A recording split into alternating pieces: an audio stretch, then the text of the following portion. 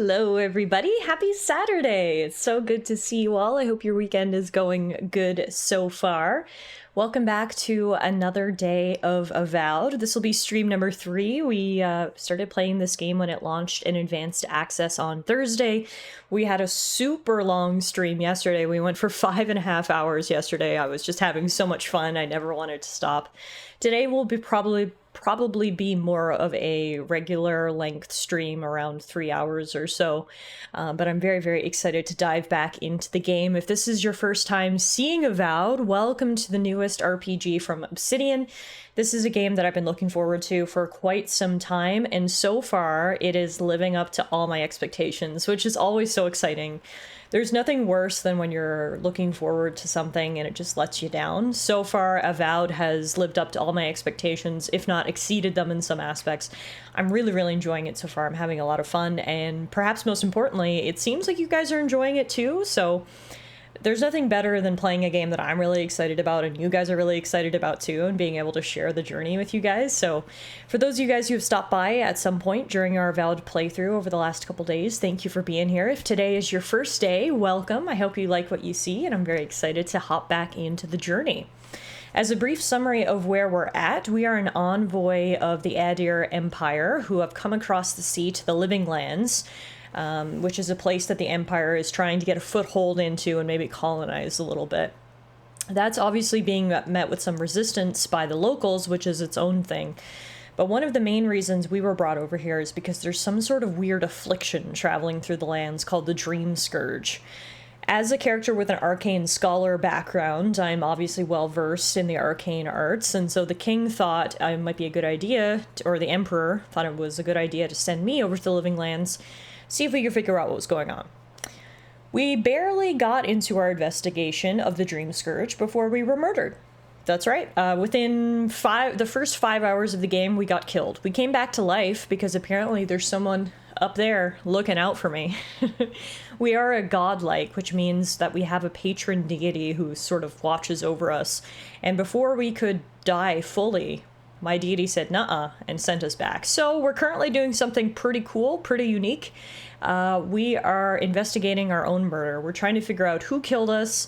At this point, we've got many different suspects. As I mentioned, the Adir Empire isn't exactly the most popular here in the Living Lands. There's a lot of people who think that they're just trying to butt their way in and take over their lands, and they don't necessarily want them around. Pair that with the fact that we're the Emperor's, chosen, we're a godlike, we've shown ourselves to be powerful, and I think there's many reasons why people may want to take us out of the picture. So when we pick up today, we're going to be continuing to hunt for clues and hopefully figure out who killed us. Hi Kev, hi Meerkat, how are you? Did I say hi to everyone yet? I don't know if I did. Hi TS, hi Noella, hi E9. Hi Kev, hi Meerkat. Good to see you guys. Happy Saturday. Thank you all for being here. I hope you're doing well. Noella was saying earlier that I started stream just as they went to work. And apparently, sweet Rhea was at home watching me. The thought that, don't get me wrong, I'm happy you guys are at home watching me. But the thought that Rhea's just sitting in front of the computer watching me, a sweet kitty, wow, that made my day. So, Rhea, if you're watching, hi, good to see you again today. Tiff really said, fuck you guys, Cat. I mean, come on. Having Cat be interested in your content is extra special, right? Humans? Cats? Yeah. Also, Noella, I really love your lurk emote. That is Rhea's little calico head. That's adorable. Really cute. She's hiding in the room right now because I was using the blow dryer. Ah, I understand that. Muffin is the exact same way. She hates hair dryers and vacuums. Anything that's a loud noise, I get that, but...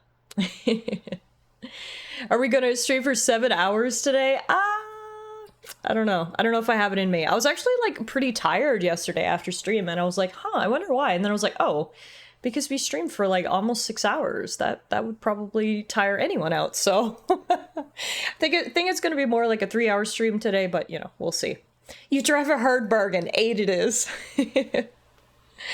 9? The longest stream I've ever done. I don't know if I've ever streamed over 6 hours. I think 6 hours is the longest I've ever streamed. So y'all want to set personal best today, I guess. Noella says, are we bidding? 10 for me. Might as well push for a full 12 at that point. Wow, it's never ending. Soon this is just going to be one of those subathons that goes for like 30 days in a row. I don't know if we have any Persona fans here in chat, but I've got a new shirt that I'm wearing today. This is a Yasugami High t-shirt from Persona 4, one of my favorite games of all time, so very excited to be rocking this here today. It's very cozy as well, which is always important for any t-shirt.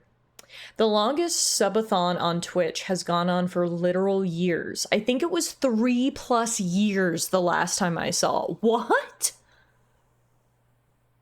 No way. Someone's been streaming on Twitch for over 3 years? That is crazy. Wow. 24-hour stream or we collectively redeem being boozled. All right, now I'm just getting bullied, guys. This is bananas. Be nice to me. As of January 22nd, 2025, the longest subathon on Twitch is being conducted by streamer Emily CC, whose continuous live stream is 3 years, live 24/7. What?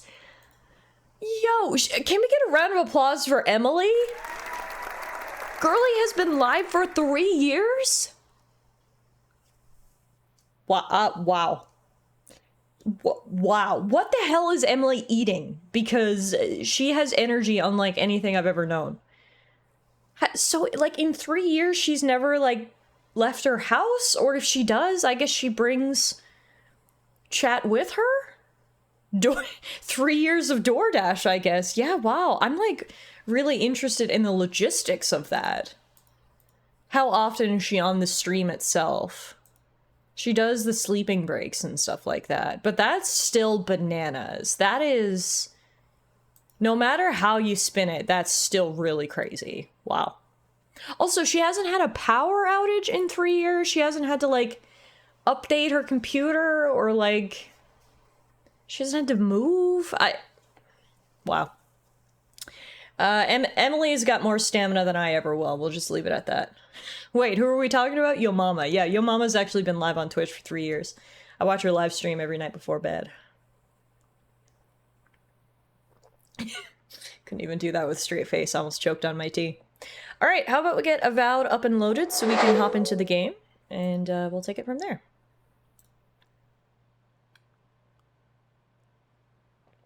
Ah, this is a good cup of tea. I've got my nice Leafeon mug here today. This is one of my favorite mugs. Leafeon looks so cute and majestic. My favorite.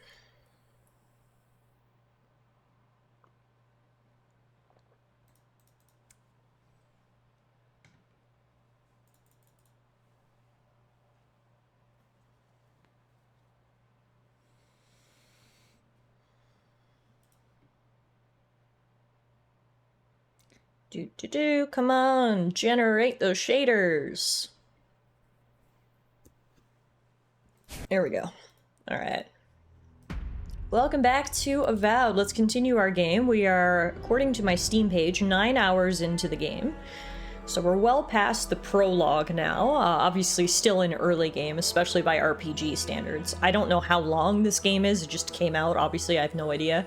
But usually, you know, you're hard-pressed to find an RPG under 40 or 50 hours these days, so presumably we're still very early in. We are currently only level 5, I think? Let me double check. No, sorry, we're level 7, lucky number 7, so yeah, pretty early in. We have gotten some pretty good gear so far, though. We've got this unique grimoire, which I absolutely love. We've also got these flashy gloves. The hands occult, which are cool. You can't really see my boots, but those are also unique. So far, I think we're doing pretty good. Hey, Rector. Rector says, advanced access? Are you sure you're avowed to be playing this right now? Nice. Nice. Hi, Rector. Welcome in. TS says, it's probably safe to assume we're looking at like a 30 to 40 hour main campaign, plus any side content you engage in. I would agree. I would agree.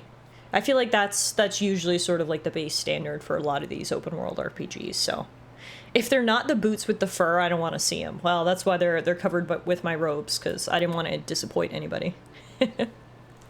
I'm doing well. Thank you so much for asking, Rector. Welcome to Avowed.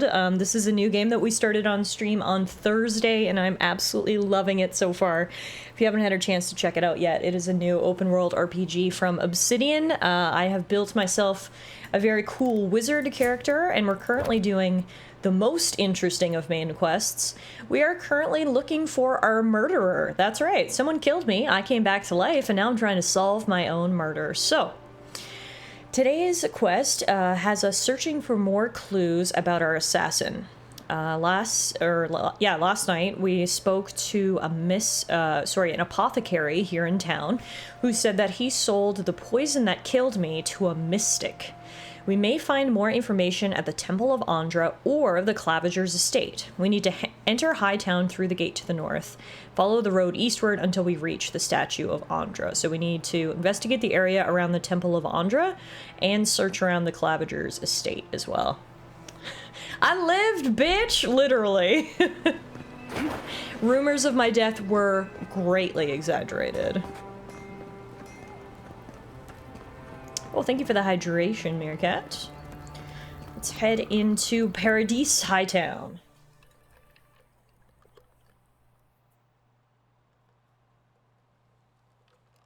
Like someone said last time, have you seen the guy who assassinated me skulking about? That's what I'm going around and asking the townsfolk. A lot of them are just giving me confused looks, but we'll get a lead at some point. Alright, so I'm just gonna go to whichever one is closest. It looks like the Claviger's estate might be closest. So the Claviger died recently. Meaning I'm hoping his estate is left relatively unguarded for us to poke around, but if not, I'm sure we can find a back door or some other way in. Uh-oh. Taking 2 steps into Hightown and we've got blood. Oh! And now we're getting ambushed by Paradise and rebels. Okay. The fact that we've been ambushed by multiple different sets of rebels makes me think they probably had something to do with my murder. Because why else would they hate me so much? Well, we know why they hate me. They hate me because they don't want the Empire here in Paradise. They're freedom fighters, these rebels. Me, as the envoy of the Empire, I'm target number 1. But what I'm trying to say is that also lines up with them having the perfect reason to assassinate me. No one stays very dead around here. Except that guy. He looks really dead. I'm gonna grab this loot. Nice, there's good stuff in there actually. And now we are in a fancy part of town. This is called the Government District. Although it's looking a little shoddy in the back alleys.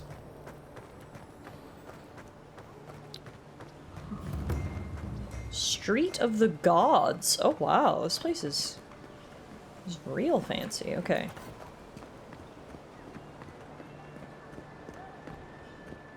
A little bit lost, but I think I can do some platforming here. Aha. One thing I really did not expect was that this game was going to have so much platforming. And on its face, I would hate that. I'm not a big fan of platformers, and I'm also not very good at them.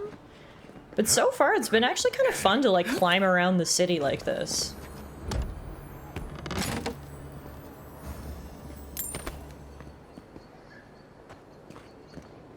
Okay. Now, do you think this piece of cloth is going to support my weight? Or am I too fat? Too fat! Ooh! Ow! Alright, I learned my lesson. Damn! Government district. Yeah, why is the government district so disgusting? I mean, I think the joke is the government's as shitty as the streets outside? Holy moly. This place looks like an active war zone. What is going on?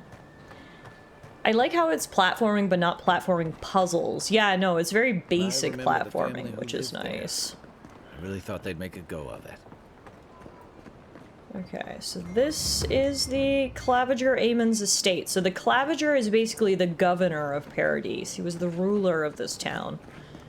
It's not looking good. We've got 2 dead people outside the gates, so people probably already— oh! What the fuck? Okay, I think someone beat us to the Clavigers estate. Well, that didn't take long. Yeah, I guess, news of the Clavigers' demise spread quickly, and all the random ruffians, murderers, looters, thieves decided to get here before us and see what they could get their hands on. Looks like the poor servants took the brunt of it. Hey Arrow, hey Jazzy, how are you guys? Happy Saturday! Welcome to Avowed. We are currently doing a very interesting quest. We are searching for our murderer. That's right. I'm on the trail of my own assassin. I died and came back to life, something that they obviously weren't anticipating. And, oh wow, they have freaking looted this place. Look at this! It's one thing to loot the Clavigers' estate, it's another thing to, like, absolutely destroy it. But I suppose, why would the highwaymen have manners? I think I'm asking too much of them. I see graffiti, I see disgustingness. They really had their way with this place. Oof. The highwaymen are actually putting up a decent fight. There are some strong people who moved into the Clavigers' estate. Okay, is that everyone? It's loot or be looted kind of world. Yeah, I guess so. Damn. The Claviger has been dead for like less than a week, and this is what happened to his estate. It does not take long for the carrion birds to settle, huh? Alright, I think we killed everyone in here. Now let's take a look around. So the reason we came to the Clavigers' estate wasn't necessarily to loot the place, although obviously now that we're here, we're going to take advantage of anything we see, like this paradisum trout pie that has not been eaten. But we're actually here to see if we can find any clues about our mysterious assassin. So let's see what we can find. The Saints' War Part 1. Well, before we do any investigating, it's time for story time. There's much debate with historians as to when the Saints' War really began. It is widely accepted that the event that instigated it was the sanctuary flight of Raid Siren's citizens to the Deerwood. This led to a direct strife between the two nations that escalated into battle, the Saints' War. But it is the author's opinion that the war truly started many years before. After the miracle of Verdant Vorlas, as it came to be known, Waidwen quickly gathered followers, drawn to the stories of Aethys's miraculous prophet. His power grew. Eventually, Waidwen had gained enough support that he confronted the imperial governor. Assisted by a collection of knights, we missed an of there, and nobles who had been swayed to his cause, he marched on the capital city. The governor was allowed to live, but was forced to abdicate power and leave the colony. This was not from any understanding or easy acquiescence from the governor, but because of what happened when Waidwen entered the governor's palace. As Waidwen approached the governor, according to accounts, his flesh turned into something that was no longer human. His flesh became luminescent, and his head transformed into pure, blinding light. Other accounts suggest that Waidwen had become a being of light at an earlier time when he was whipped in the public square. The outcome of his visit to the palace, however, is uncontested. The governor, knowing there was no way he could oppose an avatar of Aethys, relinquished his power. The people then asked Waidwen to lead the colony. He accepted, earning him the name Divine King of Raid Saris. Waidwen's rule was virtually uncontested. Initially, this was because everyone was awed that a god had chosen to manifest himself and lead his people. This changed as Waidwen began punishing the allies of the Old Empire and the poison on the world, what he considered corrupt churches or church leaders of Aethys. Scrutiny escalated, and soon worshippers of Aethys were also being punished for mere perceptions of heresy. Members of other religions were also added to the list of the persecuted for following different faiths. This caused large segments of the population to flee Raid Saris for the Deerwood, begging for sanctuary. This caused strife between the two nations. The people of the Deerwood knew that they could not sustain explosive population growth if Waidwen's rule were to continue unchecked. They also feared that his eye would turn from Raid Saris and land on them next if nothing was done.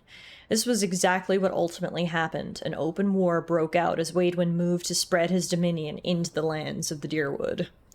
So the TLDR was there was another godlike. I'm not the only one who's been touched by a god. This Waidwen became an avatar of the god Aethys, and perhaps unsurprisingly became a bit of a tyrant. I love learning more about the world itself, so that's interesting stuff to know. And then here's Saints War Part 2, Invasion.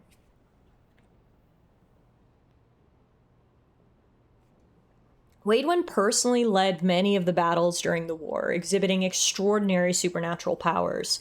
He seemed virtually untouchable on the battlefield, able to burn or even disintegrate his enemies with beams of blinding white light. With a god on his side and possibly, as some said, inhabiting him, he was thought to be indestructible.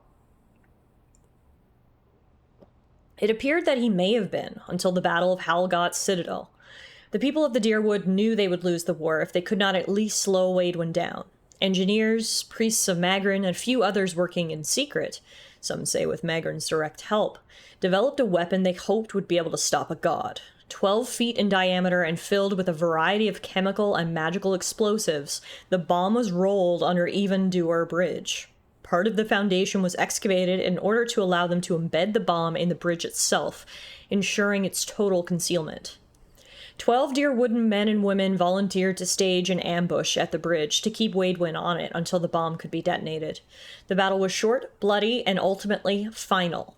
The Dozen, as they came to be known, were able to delay Waidwen on the bridge. The bomb detonated, killing Waidwen, the 4 Deerwooden volunteers still alive at the time, and over 50 Raid Siren soldiers marching on the front line with Waidwen. It was at that moment the Saints' War ended. The remaining Raid Siren forces were easy to rout. Even though they had more than enough men and equipment to finish the siege, their leader, previously thought invincible, had just vanished in a rain of metal and stone. Panic set in, and the Deerwooden troops sent them away with ease. From that point on, the bomb was known by the name Godhammer. It even worked its way into everyday conversation. As sure as Godhammer ended the Saints' War came to be a standard phrase to express unequivocal certainty. Less certain is the fate of Aethys, who has not spoken to his followers since the explosion of the bomb and is presumed by most to be dead.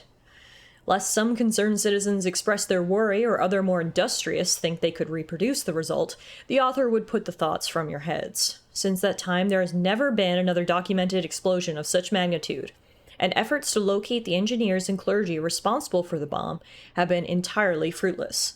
Godhammer was a unique, fortuitous occurrence. It's like we'll never be seen again without divine intervention.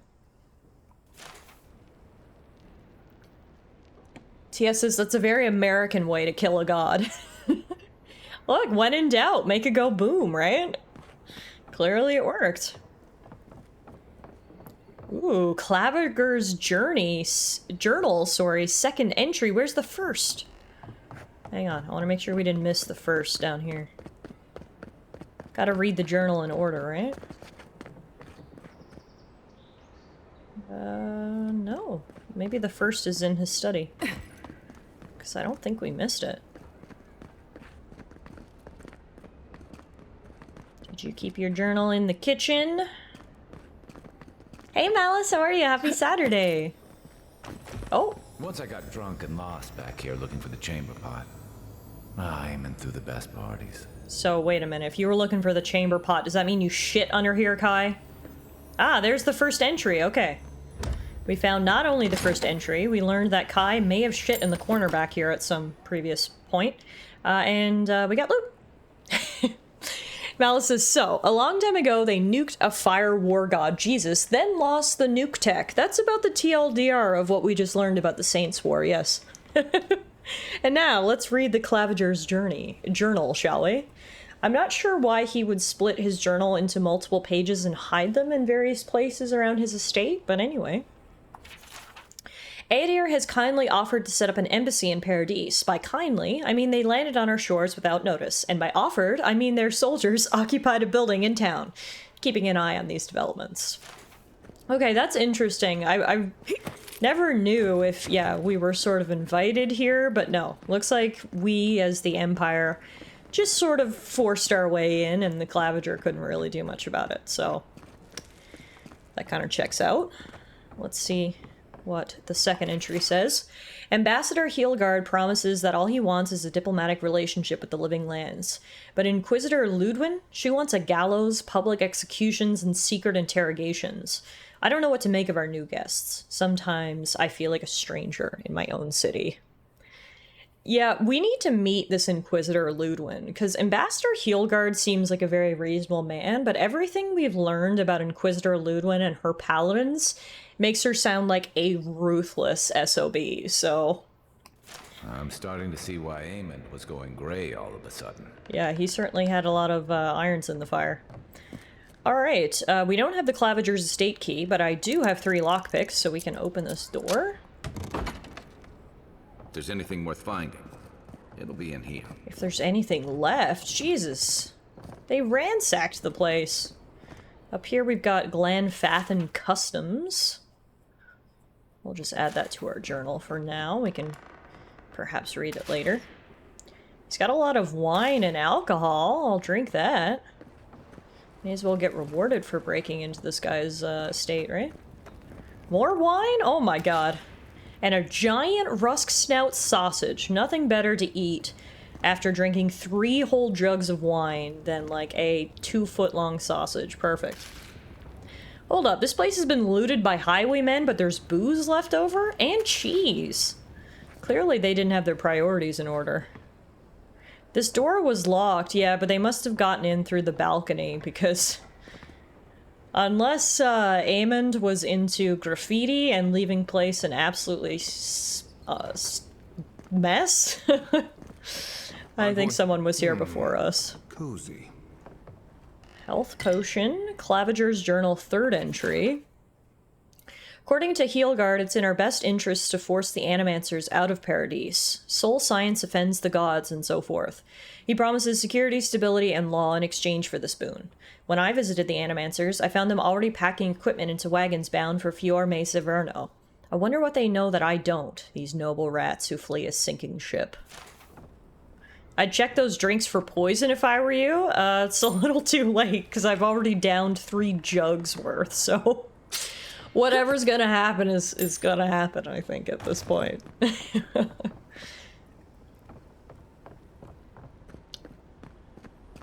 Alright, let's see what we've got upstairs. Still no clues as to our potential assassin, but I see a big shiny golden chest right here. I like the look of that. Ooh, White Key Cameo, a unique amulet. It restores 50% of your maximum health when reviving a companion. Cool. There's a lot of money around. That's good. We've also got the final entry of the Claviger's journal. Meerkat says, also, there are different levels of pillaged. Probably only the good thieves got in here. Stole, like, the gold coffers and such. Left the cheese and sausages behind. There's a foulness in the wind blowing past the strangle root. Heelgard wants to assemble a small party to investigate. I have no particular reason to doubt his motives, though it is strange how many of our party will be Aedirans. I mean, if it was a setup, it kind of backfired on Aedir because everyone died except the ambassador, so... that is the Claviger's final entry because he never made it back from Strangleroot. Now, what do you guys see over here? Aha! Claviger's journal secret page! Good eye, Marius. Apparently there is a growing rebellion in Paradise. My own people defy the Aedirans. They rally from the shadows and sharpen their blades in the name of independence. Good, I taught them well. I cannot openly support them, but I have my ways. Down a chain of clerks and agents, I have passed a key to our cistern. The door is in the Temple of Andra, a fitting sanctuary. May they use this hideout to their advantage. I will hold on to the spare. A time may come when I have to warn the resistance or join them myself. Well, there you have it. So, Claviger Eamon not only knew about the rebels, he also gave them access to a hideout in the cistern. Okay. He wrote that the cistern is below the Temple of Andra. The cistern is almost as old as Paradise. Supposedly, it was built by the island's original Pargrunan settlers. But it hasn't been in use in a very long time. I'm surprised there's still a way to get down there.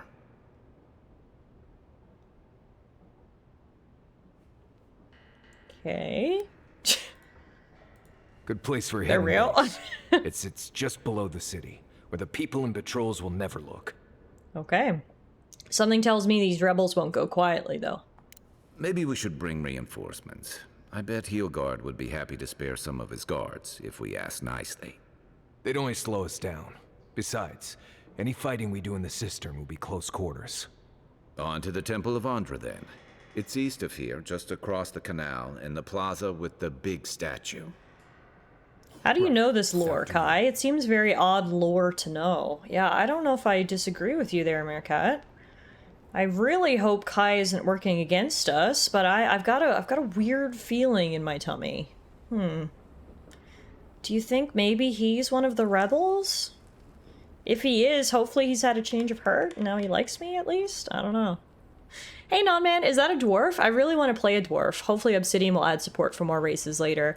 Yeah, so right now you can only play as a human or an elf or a half-elf, and the explanation for that is that the majority of people in the Adaran Empire are humans or elves due to the joining of the two countries that make up the Empire. So it actually makes lore sense why you can only be human, elf, half-elf.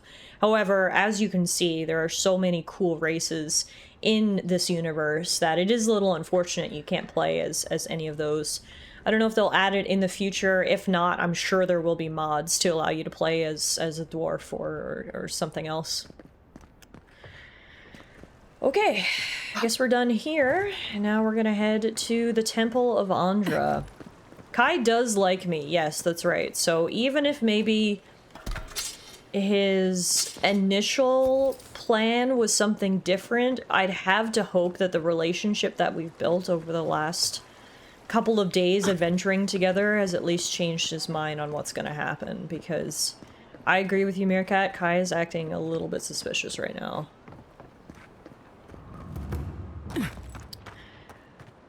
Alright, going through the ransacked government district. I mean, I guess if all of the Clavigers' servants have been murdered, no one's been out cleaning the streets, and that's why they look like such a dumpster. Rickety table. No envoy. Go right on through. Hey. I think I saw bandits enter the Claviger's house. But at the same time, I don't think I care. Okay. Clearly his patrol ends at these stairs. Everything up here, under his jurisdiction. Everything down there, he doesn't give a fuck. Oh, more dead people. Not to worry, envoy. You got one of the bastards. Wait a minute. What's this assassin's note, though? My friends and countrymen, the envoy is alive and hunting us. Our position in the city is compromised. Use the final hours of this life-gathering intelligence on the Adaran embassy and deliver it to us. Trust no one. Pray that the gods know what they're doing, for I no longer understand their motives. Well, there you have it. I think we have our assassin. I don't know how I pronounce his name. Igwolf? That is a huge clue. We caught this one trying to break into the embassy. Yeah, and I think this one is part of the group that tried to kill me. It's a horrible situation all around. Yeah, dead bodies everywhere. You Adirans are vile! What do you mean? We killed an assassin! I think we did the right thing here. But alright. Guess I can't convince you otherwise. All paths point to the Temple of Andra. There was literally an assassin killed not 20 feet from its entrance. If we're gonna look for answers, this is the place to do so. That is a cool statue, wow. Alright. Here we are. I've already been killed once, what else do you want? Literally. Safe to say Andra's got a wealthy patron here somewhere. This is where the assassins are hiding. Temple seems like an odd choice. Welcome to the temple. Hello. Who or what god is Andra? Like, it seems like every god has some sort of, I don't even know the right word, element attached to them. Like, there's a god of fire, and there's a god of life and rebirth, you know, like those types of things. I don't know who or what Andra is the patron deity of, so if we could figure that out, perhaps it'll all make sense. Oh, Andra's the ocean lady. Okay, cool. Thank you, Non-Man. Interesting. I didn't know if she would be like maybe the patron of death or murder or assassination, you know? Okay. But it's water. Interesting. So that doesn't really have a connection. This is a transcript of a sermon, so actually this might teach us some more about Andra. Andra, Ngati, Lady of Lament, Mother. When you called so many godlike back to their divine source, many were spared, passed over. What say you to those of us who remain? Are we to carry out some great deed in your honor? Are we to live our lives as mere mortals, deprived of your love? Or are we to await the day when we too are called home? When I stood at the pinnacle of Ukaizo, I felt closer to the gods than ever before. Now they could not feel more distant. From Tekehu, Master Water Shaper. Oh, so this was also written by a godlike. This could also explain why it stormed on your arrival. Good connections, yes. The Sea and Her Love, a traditional Andrite hymn. The sea beheld her love, shining bright from on high. She bade him come down from his palace in the sky. Her love could not be swayed, so she took a peace into her heart, and all who saw her grief that day sleep in her bosom still. Tekehu is a companion, Pillars of Eternity 2. Oh, I thought I recognized the name. It's been so many years since I played Pillars of Eternity 1 and 2. The finer details escape me, but I thought I recognized that name. Okay, cool. So that was a cool little Easter egg, if you will. Hi, I've got a lot of questions for you, ma'am. Hail and well met. The Temple of Andra is open to all. Oh, you must be the Adiran envoy. How wonderful to meet a godlike in our holy sanctum. I take it you're here on official business. I'm just gonna get right to the point. I'm hunting down whoever killed me. Killed you? Goodness me. Oh, you must be talking about those awful rebels. People say they're outlaws blending in with honest citizens, killers and cut purses of the lowest sort. But why ask me about the... Wait, you're not implying that I'm involved with that lot, are you? Are you implying that you're not? Look, I'm pretty sure the Andra Church is caught up in this, because I already know that the Claviger gave you guys the key to the cistern. Shit. Let me guess. He wrote it all down? He sure did. The Claviger was far too trusting. Probably what got him killed. All right. If you're willing to listen, then I'm willing to talk. Nice work, Envoy.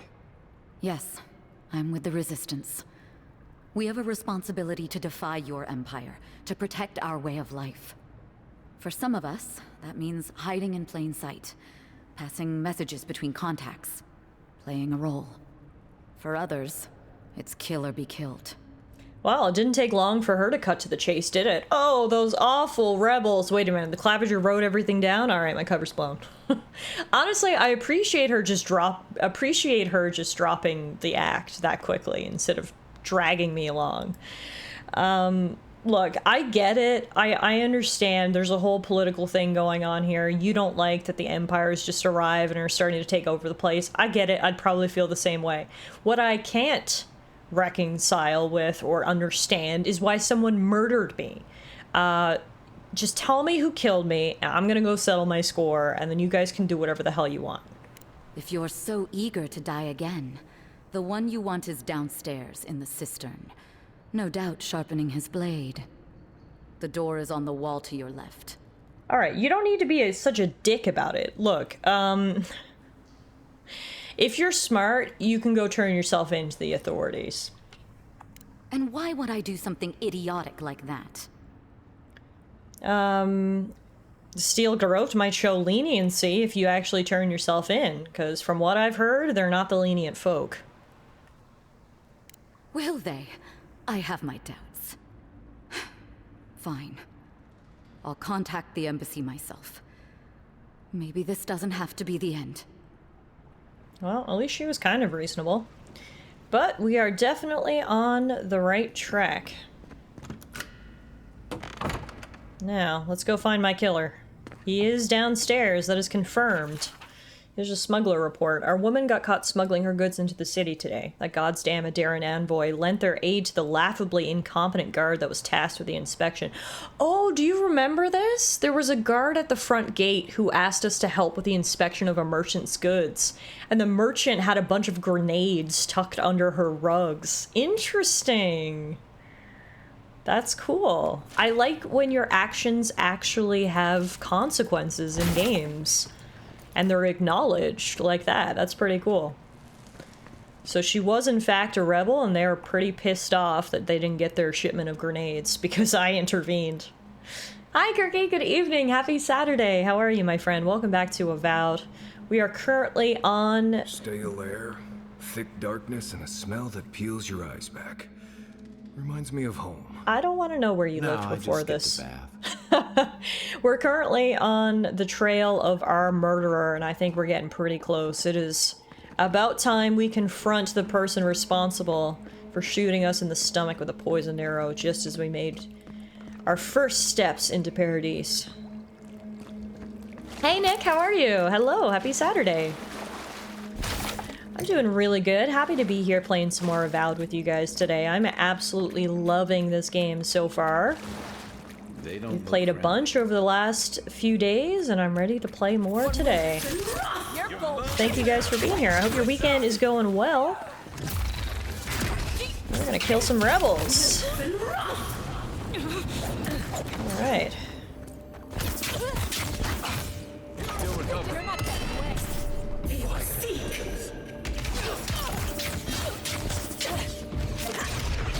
Okay, that has a really small area of effect. That stun move. You gotta be right up close to them. Save the game, good idea. These people aren't trained assassins. They're just regular people with weapons. They're trying to kill us. What else do you need to know? Well, yeah, like, I appreciate they're not trained assassins, but that doesn't negate the fact that the second I walked in here, they tried to kill me. Plus, there's at least one trained assassin among them. That guy who sniped me from the second floor with a poisoned arrow, I think he's more than just a regular townsperson. Speaking of, here's that name again, Eagwolf. There's a log. This page looks like it was penned recently and then ripped from its binding. What have I done? I made a terrible mistake. Either the prophecy was wrong or I misunderstood it. Either way, I'm damned. I have to hide this journal, scatter it to the sewers where even the gods cannot find the evidence of my guilt. Forgive me, Tallara. Huh? Interesting. Okay, so Igwolf is definitely the name of the guy who tried to kill me. But he regrets it? Also, there was a prophecy? Also, I love how he was trying to get rid of the evidence of his guilt, but rather than, like, burn the pages or, like, throw them into the ocean, he decided to scatter them through the sewers? Maybe not the smartest guy around, but okay. We've got the name of our killer. What's interesting now is his motives. He was motivated by some sort of prophecy, but he thinks he was wrong? Yeah, okay, we've got a lot of questions to ask this guy. Once we find him, that's for sure. One thing that I found really awesome so far is if you do take the time to go around and find all these little hidden notes and read them, you actually get a lot added to the story. It provides a lot of context, and for someone like me who's a bit of a lore whore, it's been really rewarding to know that me hunting down all these little journal entries is actually well worth it. Why write down your thoughts like this in the first place? And secondly, why do such a shoddy job of hiding them? It seems he was told something by a higher power, and he's now taking that higher power into question. This may be a quarrel between gods that we are just ants in. Speaking of ants, the fuck is this? A mega spider contorted into some disgusting death pose. Okay, great. Let's deactivate those pressure plates. That's a yoga spider. Noella says, hate that, and I say, agreed. That should disable the pressure plates. If you want help burning through that, just say the word. We've already got rebels to deal with. Why do we need spiders too? Boo. Boo to the spiders. No. Die. I hate you. Is that it? Yes? Not bad, Marius. See, I'm glad we have a flamethrower in the palm of our hand. It has helped, for sure. It has helped in my confidence of facing these spiders, knowing that I do have a portable flamethrower. Because I don't like fighting spiders on the best of days, but... Ooh, I see loot back there. Knowing I do have the ability to just absolutely burn them to death is very helpful. You know what that web means. Be ready. Oh, I know, Kai, but thank you for restating the obvious. Let me get my fire spell ready. More Bleste spiders. Yeah, I want to burn all the spider eggs. Because, first of all, that does this world a service, and second of all, I don't want anything crawling up on us from behind.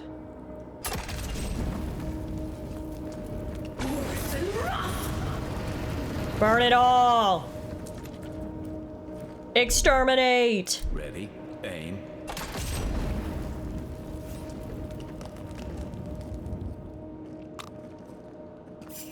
Oh, there they are.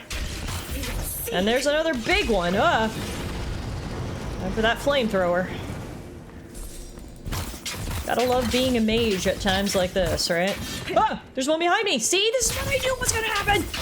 I thought I got all the eggs. Okay. Nope, there's more. Oh, and there's more like big ones. No. Ah!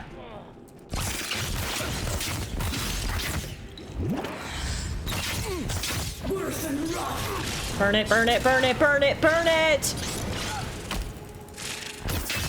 I'm covered in webs, I'm all slow and sticky. This thing is strong! Holy shit, that was like a monster spider. Hated everything about that. No. Whew. Yeah, I hate These this. spiders, are they threatening enough for you?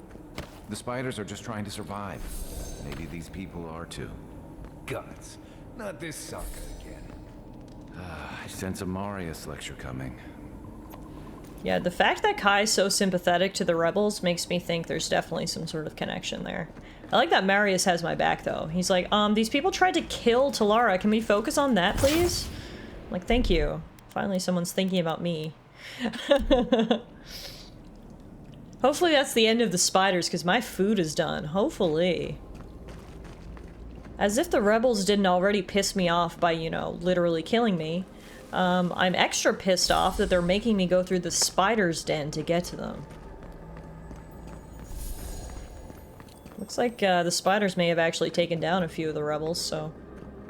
just desserts, I suppose. I'm sure the sewer water is real nice and fresh. Mmm. I'm gonna need to cast an ice spell, I think.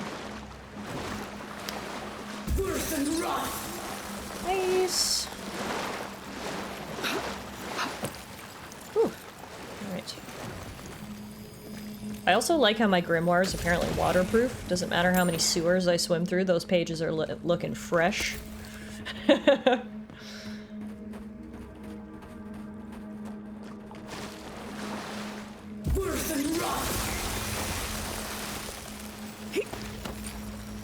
What do we have here? Lower cistern key. The big double doors we saw on the way here. Ah. This cistern's not in use, so this is stagnant water, but not sewer water. But do you think if it was in use previously, there's still some sewage left in it? I feel like it may be both stagnant and sewagey, which perhaps might be the worst combination.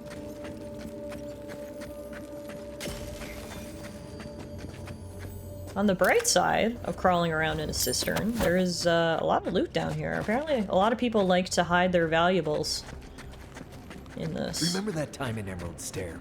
You let that thief take all our supplies. Cisterns typically wash themselves out with Wasn't gonna rainwater. kill me Oh, for a few today I rations. learned. Well, that's good We news. needed our supplies. We almost died without them. True. You let your heart get in the way of your survival. When did you become a poet? Just blessed day now. Like it?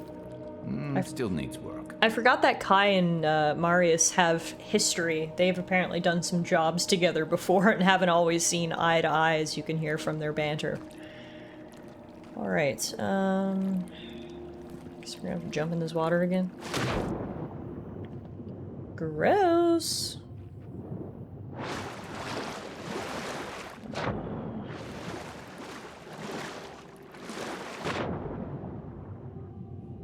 Just making sure there was no treasure down here.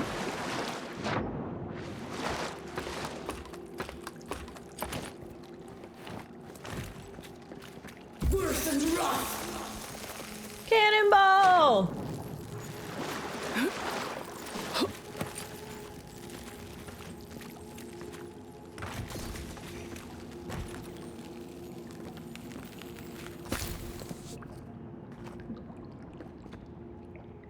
How do I get through this gate?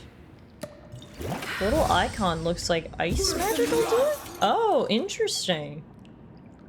Okay.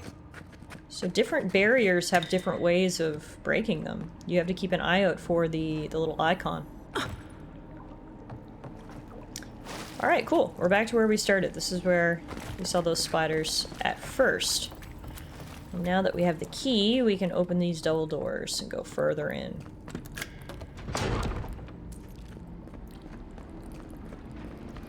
Oh, what was that? Oh! And why would you waste time building a deadly trap when a simple no entry sign would suffice? I mean, I don't know if no entry is as effective at keeping people out as this trap is, you know? Woo! Get out of here. Alright. You guys good? No, you're still back there. Are you gonna get through these? That was fun. You're just gonna wait for me to do all the hard work? Okay, cool. Or you're waiting for me to turn them off. Oh, now you're here. Okay. I see how it is. You're waiting for me to do the heavy lifting. Now, what do we have here? More rebels. This looks like their hideout proper. This should be where we get our answers. Also, that guy is so strong. Holy crap. Ah! Bro, I ain't walking through all that. Hey, Tony, that was literally my companion's thought processes right there. Yeah, this guy is a freaking tank right here.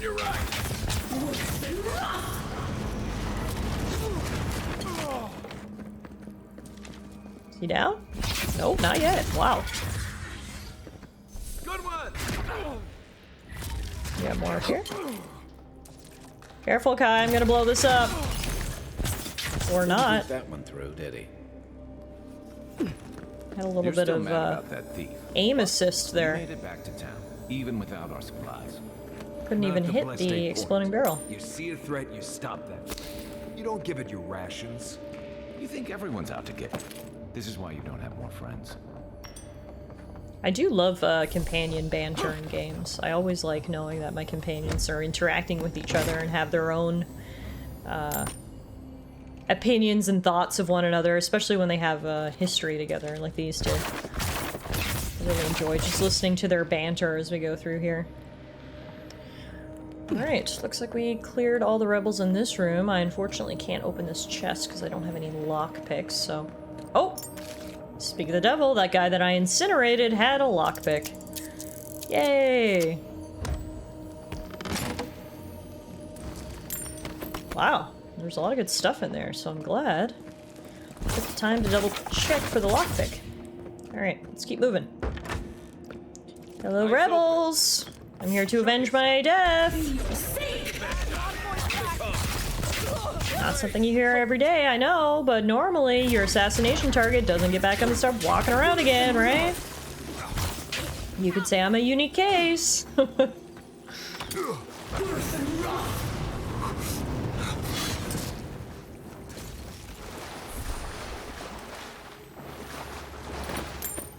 Is this It's another part of his journal. Yeah, log 3. Aw, that means we missed log 2? Damn. The journal entry is dated several days ago. Now my sources tell me the envoy is a godlike. This changes everything. The prophecy says a godlike will come to the living lands and death will travel in their wake. We must act now and halt destiny in its tracks, even if I must spill godlike blood.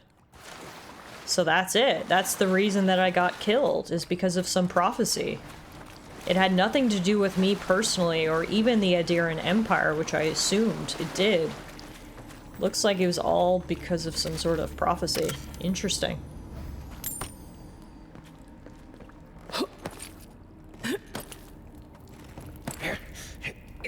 So, would you have killed that thief for taking our stuff? Heard something. Envoy's here. You're both. This one's mine. They don't seem surprised that I'm here. I think they all knew once they saw that I was up and walking around again that I was gonna come find them. They seem to be on high alert for me, which I guess makes sense. Just like the good old days. It's a bit of a racist prophecy, yeah, kind of. Like, I'm not the only godlike. They saw me and was like, oh, it's a godlike? We must kill her. It's like, first of all, couldn't you have, like, I don't know, done a little bit more research to see if I'm the one that was spoken of in the prophecy? Now, do you see the stairs over there? Oh, I think I can get around if I go this way. I was gonna do some intricate platforming, but I don't think it's required, actually. I think we can just go around. Aren't you, though, pretty much the only godlike, I mean? They are more rare, you're right. For some reason, over the last few years, many of the godlikes have disappeared, so... I suppose, in a way... Oh, no! I'm probably the first godlike they've seen in a while. Damn it! But still...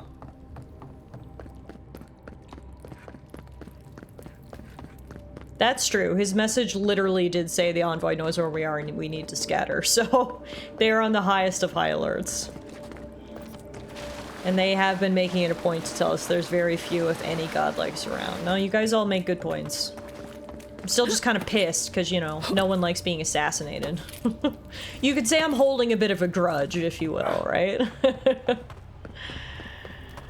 So forgive me for being a little salty about this whole thing.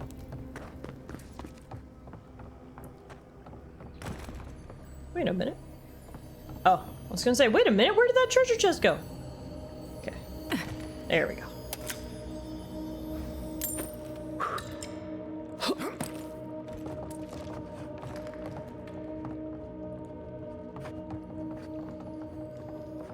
Oh, we got another log. This journal entry was penned very recently. We killed the envoy and the gods brought them back.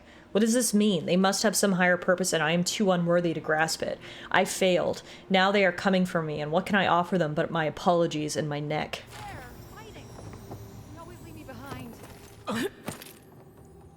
I mean, good to know he's at least feeling regretful about killing me, right?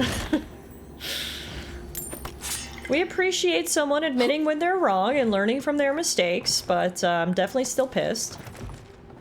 Both of our emotions are valid. Hi, Euro, how are you? Happy Saturday! Welcome back to Avowed. We're currently tracking down our killer. We think we finally found him in the cistern underneath a temple here in Paradise. And it is time to get our revenge, or at the very least, get some answers about why I was shot in the gut as soon as I took 2 steps into the city. Maybe we can squeeze that prophecy out of him before pulverizing him. He'd probably be willing to talk. Yeah, by the sounds of it, I think he might actually be open to talking and maybe be somewhat reasonable, but I'm gonna be ready for anything. Meerkat says, blind faith rarely lets you see what you are doing. Touché. Here he is. Our killer, and he's got backup. Lots of backup. Not enough backup, though, I don't think. I'm good. My week off has begun. Yay! That's awesome. So happy for you. You're truly alive. Spoken like an assassin who's confident in his work. Well, how could this be? I killed you. I'm asking the questions here. You owe me answers, justice, and an apology. Honestly, I would probably actually like to change the order of that. You owe me an apology, answers, and then justice. You deserve all of that. And more. Stay your weapon, please. Hear me. Let me speak for Paradise. Then you can decide if we part as friend or as foe. Okay, nice. He is being reasonable. Yes, speak then. Envoy, I killed you because the people of Paradise have suffered under the boot of Adir. Okay, but not my boot. I literally just got here. Why attack me and not the ambassador? Because it was not the ambassador's face that appeared to me in a dream, but yours. Come again? Your face was as clear in my mind as it appears to me now. You were standing under the sign of Adir. Your feet became roots and reached deep into the soil, wrapping round Ardra in the darkness. And? I took the vision as a call to kill you in the hopes that I might stop Adir from conquering this land. Okay, so it was a bit of a misnomer in his journals. It was not a prophecy. It was just a bad dream. Look, clearly you've never heard of a self-fulfilling prophecy here.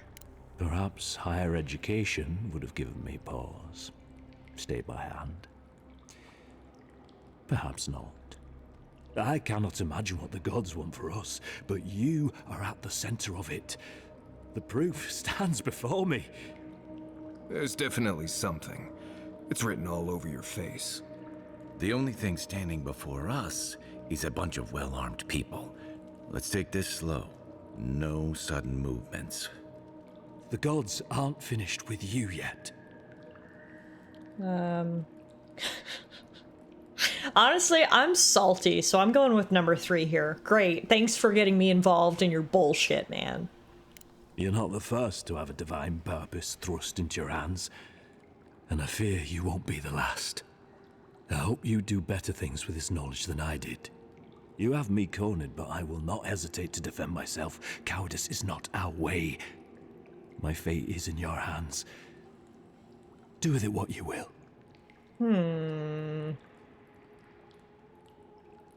What do you have against Adir anyway? The Deerans have bought most of the property in Paradise, pushed out many of the families. You installed yourselves at Fort Northreach to police trade and fishing with no authority. Adir now controls the import of all foreign goods, forcing Paradisans to deal with your people to get them. That may not be the whole story, but it's part of it. Such dealings are regulated through Adiran contracts that are both deceptive and manipulative. When Paradisans dare to challenge these contracts, we're punished by the Steel Garrote. Whatever wrong I've committed against you, I will not apologize for striking back at Adir. I mean, that's valid. Like, I get it. It's the age-old colonization story, right? Some higher power tries to push and elbow themselves into a land that is not theirs. I get why you're pissed. That's very valid. However, not valid that you killed me, who you didn't even know and had no reason to murder. You went based on a dream you had. If we all decided to kill people based on our dreams, there'd be a lot of murder around here. We clearly can't let this guy free. I understand there are rebels, freedom fighters, whatever, but they're actually dangerous to the general public. So I think he needs to stand trial. You need to go confess to the Steel Garrote. Maybe they'll show mercy. Hopefully they'll just throw you in a prison cell. And yeah, I think that's the only way we can proceed here. Your Inquisitor Lodween doesn't know the meaning of mercy. But Hey, if that Idaho. is the Unfortunately, fate it you is want for me, not Short's weather yet. then it is the will Another of the week of this gods deep that I freeze, stand though, and I trial think the for my weather's crimes. finally going to turn around for me, which is nice. Interesting. I mean, this guy's being very reasonable. I do appreciate his honesty, and he's not even pushing back. about standing trial for his crimes. I've actually got some respect for my own killer, which is something I never thought I'd say. He's absolutely being reasonable here. Look, you deserve a fair, lawful trial. No more, no less. You should be convicted of at least attempted murder, and you can serve your sentence. I never thought I'd see the day when I surrendered to an Adiran. If you give him to the Steel Garrote, you might as well kill him now. They'll torture him before they execute him. I will settle the last of my affairs and confess to the guards. With any luck, I'll live to see another sunrise. What do the elves eat for lunch in the North Pole? Cold cuts and chili. Not a bad lunch as far as lunches go. Thank you for the 100 biddies, Idaho. I appreciate it. I hope Santa and the elves are on vacay right now. Spend a couple months down south somewhere, getting their tan on before they got to go back up and start working on the next batch of toys. I'm glad we could settle this without bloodshed. Blood will be spilled, in time. That cannot be avoided for long. Farewell, godlike. Yeah. An ill wind, steel justice, shackles like our own. We learn, we twine. That's sad. The Inquisitor's gonna have fun with him. You should have just killed him. He's as good as dead anyway. We haven't met the Steel Garrote or the Inquisitor Ludwin yet, and that is the next person that I want to make sure we meet, because we have heard many things about her. She's apparently very ruthless, but I don't know. Alright, there you have it. We found our killer. He was one of the leaders of the rebels, which we kind of figured. But most interestingly, he targeted me specifically because of a weird dream he had, which is, yeah, very sus. I don't think that one's gonna hold up in court. As for the rest of the rebels, I guess we're just gonna leave them here. I don't know if they're gonna turn themselves in or not. Nothing happens. It's over. Oh, it looks like they're gonna surrender. Kid, you're not hearing me. We're not fighters anymore. We're casualties. On the bright side, by completing that quest, we did level up to level 8. So let's take a look at the abilities. Both of our companions have skill points that we can use. We're going to increase Kai's leap of daring.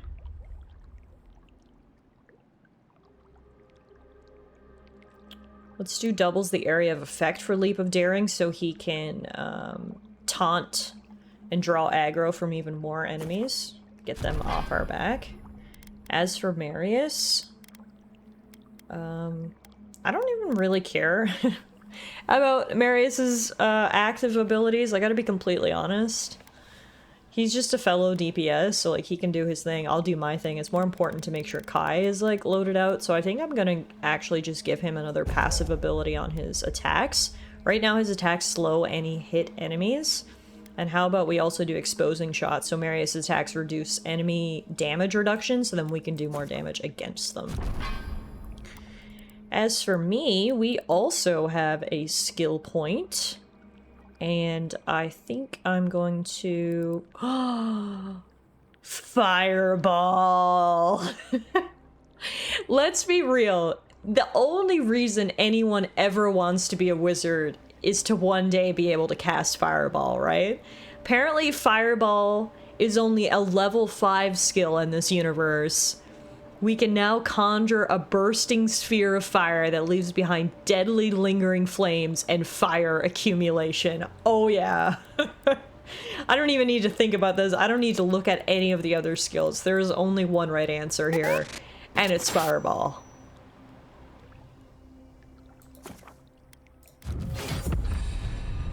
How many Newfies does it take to go ice fishing? 4. 1 to drill the hole, and 3 to push the boat under the ice. What? I like how she calls them Newfies. Thank you for the biddies, Idaho. People do love to set large amounts of things on fire at once. I feel like if we did a poll of like D&D wizards or, you know, games that have D&D type mechanics and we say what's your favorite spell, fireball's got to be number one, right? There's something about fireballs that is just like, yes, give me. Give me. There's an inherent attraction to just tossing a massive ball of fire at something. All right, we can also get more points. We're going to put it in intellect because the more mana we have, the more fireballs we can cast. It's just a logical conclusion. And now let's make sure fireball is set up on our hotbar because that's going to be very important. Fire. Oh, we're casting it right now. Cool. Okay. So you actually get to sort of aim it while you're like casting it. You choose the area and then you shoot. Okay, I gotta put that on the quick bar. Put that on quick bar slot number 6. I want to do that again. Waiting for the cooldown. Oh, that's freaking cool. It's got some good range to it too. All right.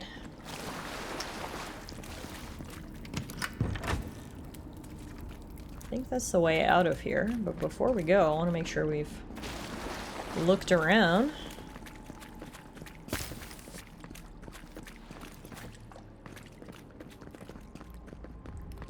Yeah, so far, I've got to say, I'm very impressed with the magic system in this game. It's been a lot of fun to play.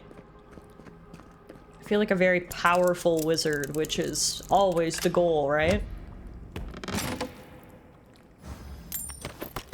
Nice. This is why you take the extra time to look around. We would have missed that whole chest of loot. And this one here. Give me all of the loot. Alright, now we can leave. Bye, best of luck at trial. Oh, wait. Call to arms. Brothers and sisters of Paradise, it is well past time to push these Adiran dogs out of the living lands, out of our home. It is only through our bravery and might that our children and their children may live freely instead of being ground down beneath the heel of Adir. Fear not death, for it is a kinder fate than subjugation, and only through spilled blood will we remain independent from an empire that cares nothing for us. Well, there's the rebel propaganda. They would just turn themselves in. Good news is the Steel Garrote will probably take care of killing them for us. Dealing with the assassin should put us on Ludwig's good side, so there's that. Great. Not sure which side I want to be on. I have some thoughts. I definitely not want to be on her bad side from everything we've learned about her. When it comes to Ludwig, I think I want to be at least neutral. Preferably good. But yeah, we definitely need to go back to camp so we can debrief with our companions about all of this. First, though, let's go report in to the ambassador, let him know all we learned and that we have indeed identified our killer, and he should be turning himself in soon enough. Hopefully he follows through with that promise, but I guess we'll see.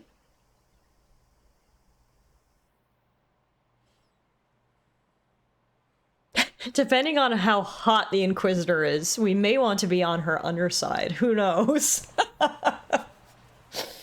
Yeah, I need to meet Ludwig. We saw the ambassador's secret diary about how he has this big crush on her and basically wants her to step on him. So at this point, all signs point to us probably thinking she's hot, but let's just say I'm ready to meet her. We've heard so much about her. It's time to meet her face to face.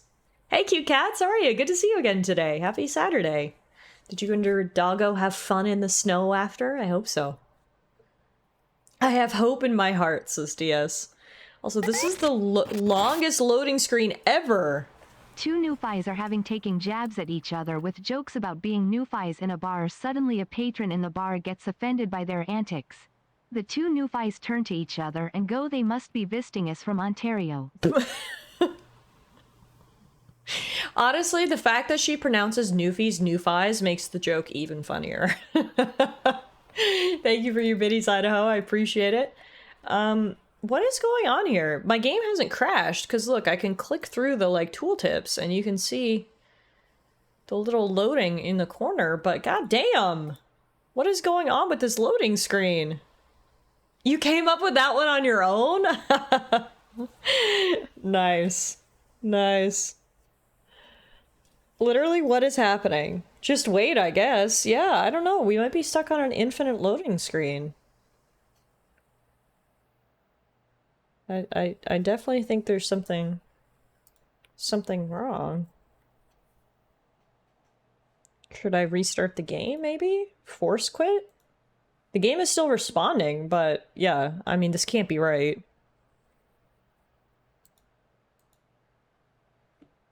We've never had a loading screen anywhere near this long.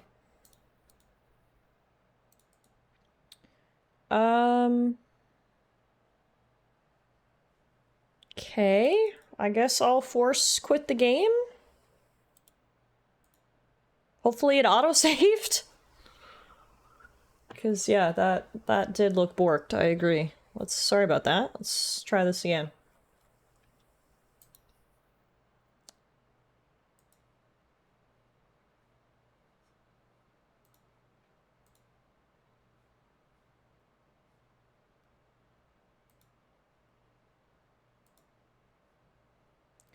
Okay, relaunch. It's the loading screen that never ends. It goes on and on, my friends. Some people started watching it not knowing what it was, but then we kept on watching it forever just because it's the loading screen that never ends. Okay, I'll stop now before you unsubscribe.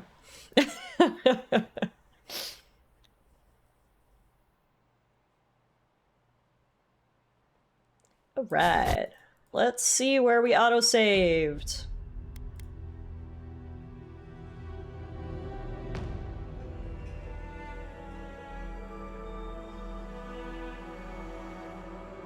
You were already hovering over the unsubscribe button.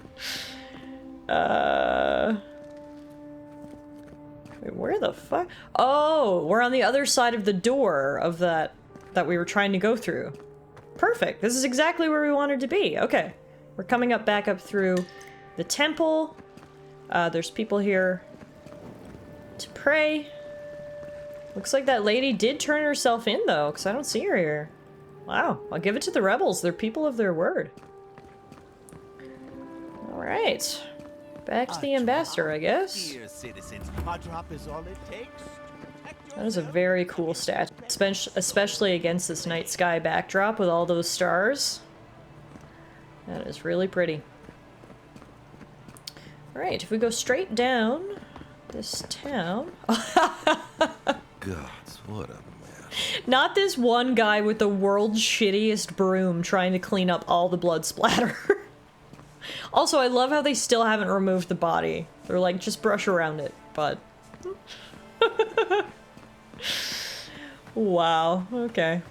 Being a guard is hard work, hey folks. What is this right here? Welcome to our shrine, Envoy. Hi, what is this place? Envoy, what is it? Shrine to Wodika. Wodika. She's gotten a lot more popular since your people arrived. Oh, is she like the main god of Adir, I guess? It's a nice little shrine. So it looks like there's shrines to all kinds of different gods on this street. Makes sense, there are lots of different gods in this universe. Oh, bless my soul, the Adiran envoy. So you? Stirring the soup? Isn't this a surprise? Not only to see you alive, but to have you. Which one is Wodika again? I can't remember. I can't remember which god is which anymore. It's been too long since I played Pillars of Eternity. Still, business is good. Better than good. Wasn't this literally called the Street of Gods or some such? Yeah, it was, and it's living up to that name. Gods plural. Do you run this place by yourself? I used to have an apprentice. When the Adirans came to our shore, he moved on without as much as a goodbye. But I hold no grudge. He had his reasons to go, just as I have my reasons to stay. Okay, you respected his choice, and that's all that matters, really. You know, You're much more even-tempered than some of your countrymen. That's a compliment, dear. Some of us understand you good folk are here to help, and some of us need a little more time. You almost sound convinced yourself. Imagine how boring this place would be if we all agreed. The living lands could use a little discipline, that's what I say. And Looty the Loot the Goblin. adherence. That's an amazing username. Welcome. I feel your username spiritually. My friends actually call me Looty the Loot Goblin, so I think you're in the right spot. Thank you for the follow. Why do you think business is so good? Well, there was this Aothasian priest on his way to Emerald Stair. She's He the was first rather local I fond of like. my I know, she's the most And the Temple of even-tempered Wonder can't paradisant seem to we've get enough met. of them. Burning the wick at both ends, I suppose. Well, look, hey, it's been a pleasure. Should you need anything, find me at the embassy.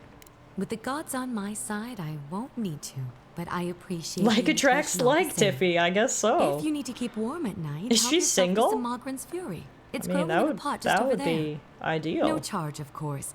The Adiran envoy's money is no good here, and never will be. My goodness, could you be any nicer? Holy crap. Thank you. All right.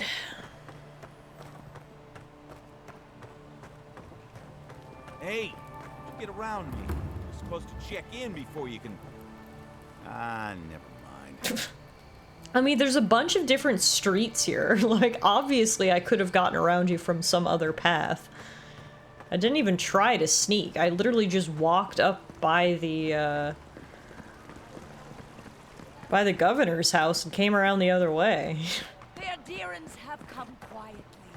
They will Alright, I think we're done here for the time being, so let's go check in with the ambassador. Can we bang the soup lady?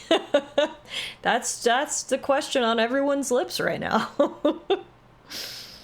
I mean, I don't know. I'm still in on Juliana from the bathhouse, but soup lady's a nice backup plan, I think. Ooh, since it's night, the bathhouse is open. Ooh, you're right. And honestly, I'd like to take some time to soak away the troubles of today, because today has been a hell of a day. The day started with me getting murdered, and the day ended with me confronting my murderer, so... Before we go there, let's quickly sell some stuff to Gwyneth. We don't need all that. We're gonna keep all of our unique stuff. We can sell that and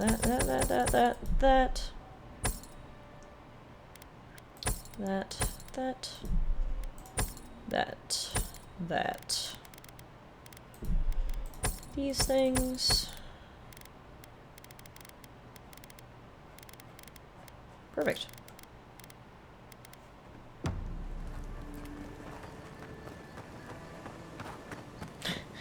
If Juliana can whip up as much as a sandwich, she has the lead.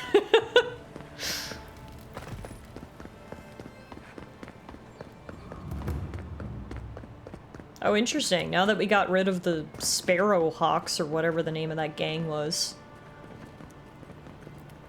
the Adiran guards have moved in.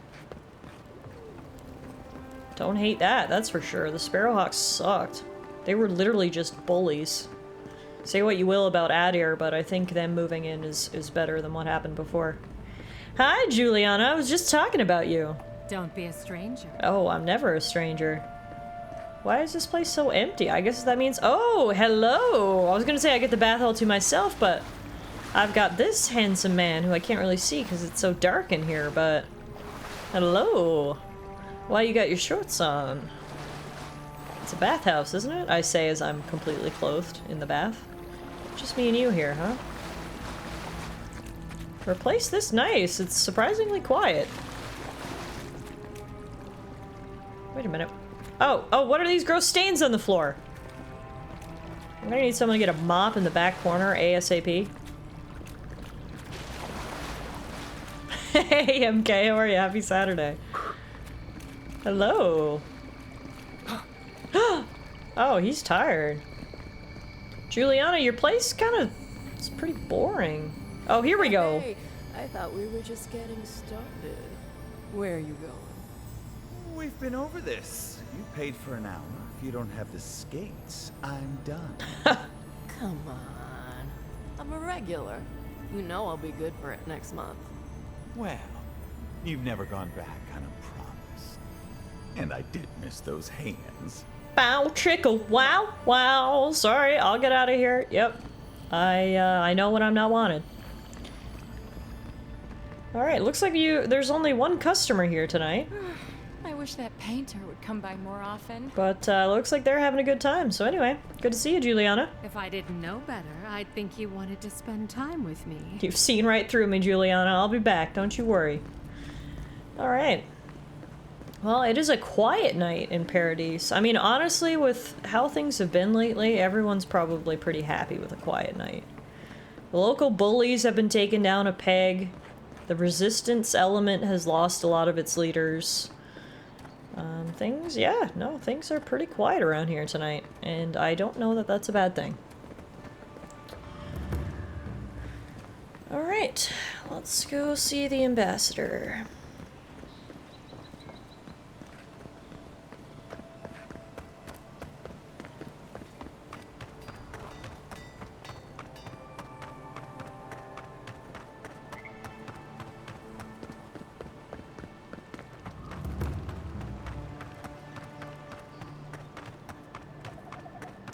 Hey, guess what? I solved my murder!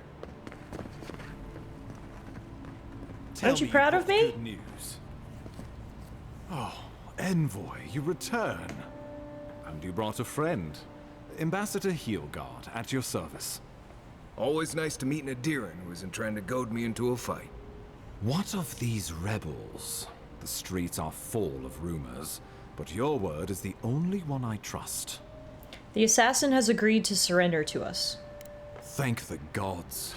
Finally, we can show these people the consequences of their actions. Inquisitor Ludwig will see that the guilty are made an example of. It'll be a lesson that no one forgets. Why do I feel like Ludwig's lessons involve a riding crop and an Iron Maiden? I wouldn't put it past her from what I've heard. Impressive work, Envoy. Not only have you cheated death, but you humbled your own killer. From this day forth, no one will challenge our presence in the living lands. Our people are here to stay. Now I must turn my attention to the Dream Scourge.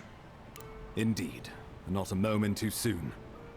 I'm sending you to Fior Messiverno, a community of Valian expatriates deep in Emerald Stair. The Animancers may have some knowledge of the Dream Scourge already. Learn whatever you can from them. Interesting. We're going to another town now. I think this is a good point for us to access the dialogue, history, and lore section to learn more about some of these things. So Fior Messiverno is a city in Emerald Stair. Founded by Valian expatriates 50 years ago, the city prides itself on being an intellectual haven where free thinkers and animancers can research in peace. Ooh, we might fit in well there. So the Emerald Stair is a region on the west coast of the Living Lands. Once a treacherous wilderness, settlers from the Valian republics transformed Emerald Stair into a lush farming community. The city of Fior Messiverno is one of the few places in Aeora where animancers can research the soul in peace.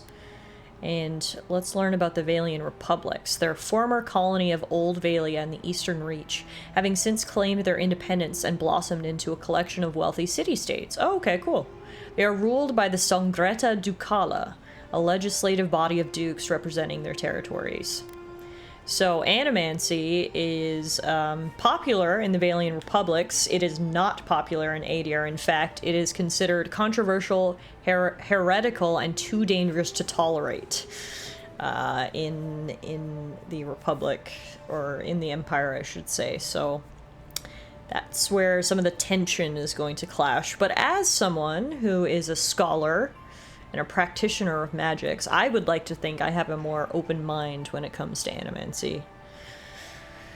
But alright, we know where we have to go next and where we might get some clues about the Dream Scourge. It's been years since I learned the basic principles of animancy. Why don't you refresh my memory, Mr. Ambassador? Animancers draw power from the spirit world. Their dark research can twist, break, even corrupt the very soul. The Empire has no tolerance for animancers, and with good reason. Their work is dangerous, heretical. TS says, there's Italian Renaissance parallels down to their passion for research. And I guess it makes sense then the name as well. Noella says, this ambassador talks with similar cadence to that little vampire shithead from Baldur's Gate 3. Astarion? I'm surprised you'd work with people you think are heretical. Like, I'm surprised you suggested me even to go to them. Well, you know what they say about the enemy of my enemy? Animancers may be an unpredictable sort, but they are scholars and keenly aware of their environment. Make no mistake, the Empire's at war with the Dream Scourge, and we need allies on our side. I've been so impressed with how many reasonable people we've met with today. First, it was our assassin who ended up being very reasonable. Then it was that soup lady who ended up being very, very reasonable. And now it's the ambassador. Like, hello, Mr. Level-Headed. I love it. Well, since we're talking about it, how does one do animancy exactly? Animancers tinker on souls using clever inventions and ancient pillars of Ardra, siphoning essence like honey from a hive. They want to change reality as we know it, make us live longer, or cause barren lands to grow. For all I know, they might be onto something. Or, with a single miscalculation, they might destroy us all. Hey, at least you've got an open mind. Animancy sounds like a promising field of study, in my opinion. You're right to be curious. After all, animancy is the study of existence itself. Just don't get too curious. It won't reflect well on you in the Empire. If you have any further questions before I dispatch you to Emerald Stair, now would be the time. MK says some people need a break from unreasonable people in positions of governance. Yeah. Alright, so let's chat about more. What do you expect me to find in Fiorme Severno? Answers. Nothing more. We need all the help we can get, even if it means appealing to animancers. Where does Fiorme Severno fit in with the Dream Scourge? My sources tell me the Dream Scourge is a plague of the soul, and souls are their trade. Fair enough. If we have anything in common with animancers... There's a reason this genre is called fantasy. I believe that covers everything. And there's a reason why I love spending all this time in fantasy worlds and universes as maybe a little escape from the real world and universe. Seek him out if you need direction. Good hunting, Envoy. Alright, thank you. What was that face for? Who the fuck? Oh, is this Ludwin? Oh, she's hot. I don't even need to see her front. From the back, I'm all in. Marry me, senpai. I mean, what? Step on me. I mean,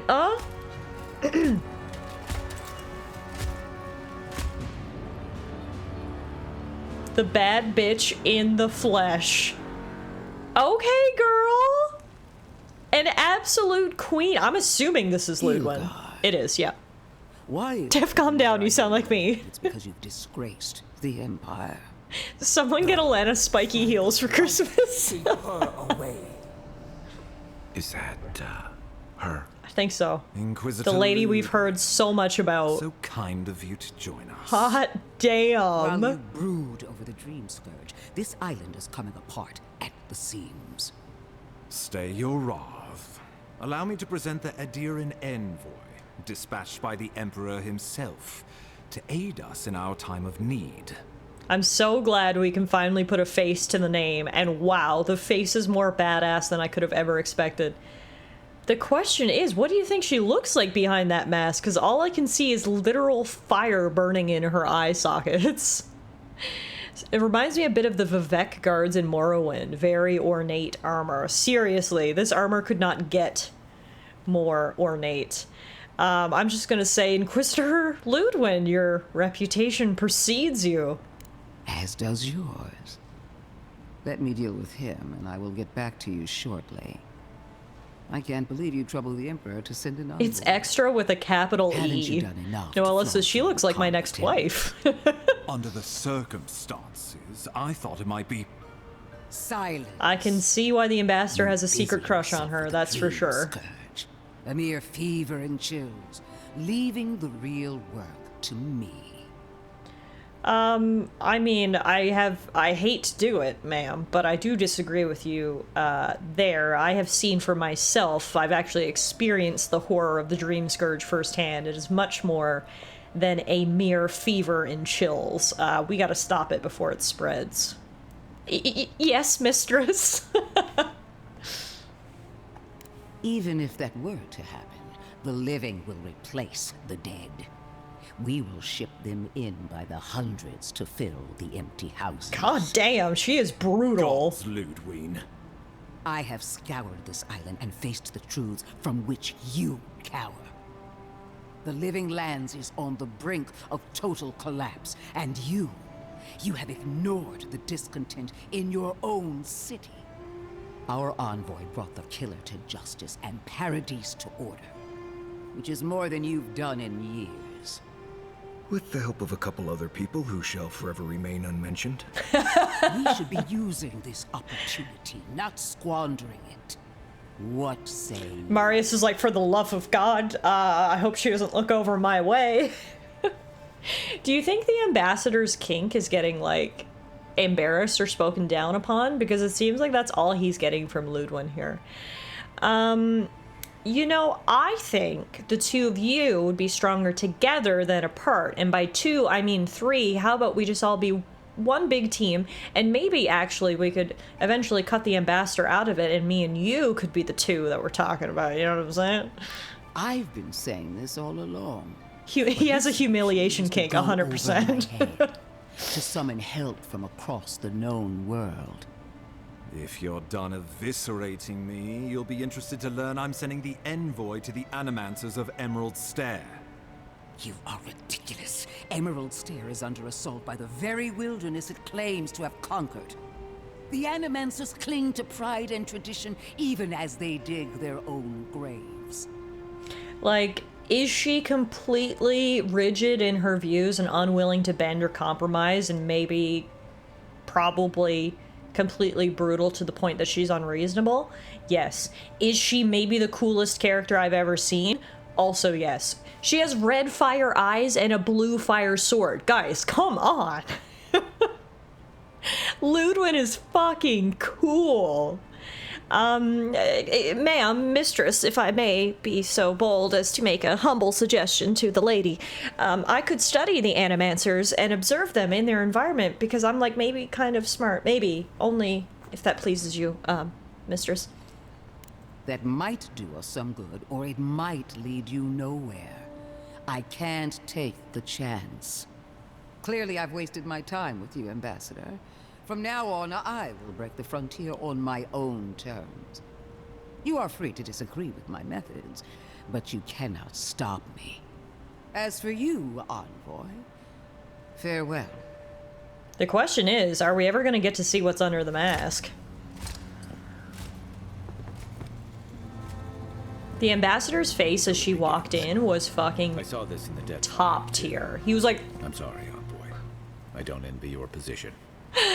She is going to be a problem. yeah, probably, but at least she'll look good while she's, being a problem.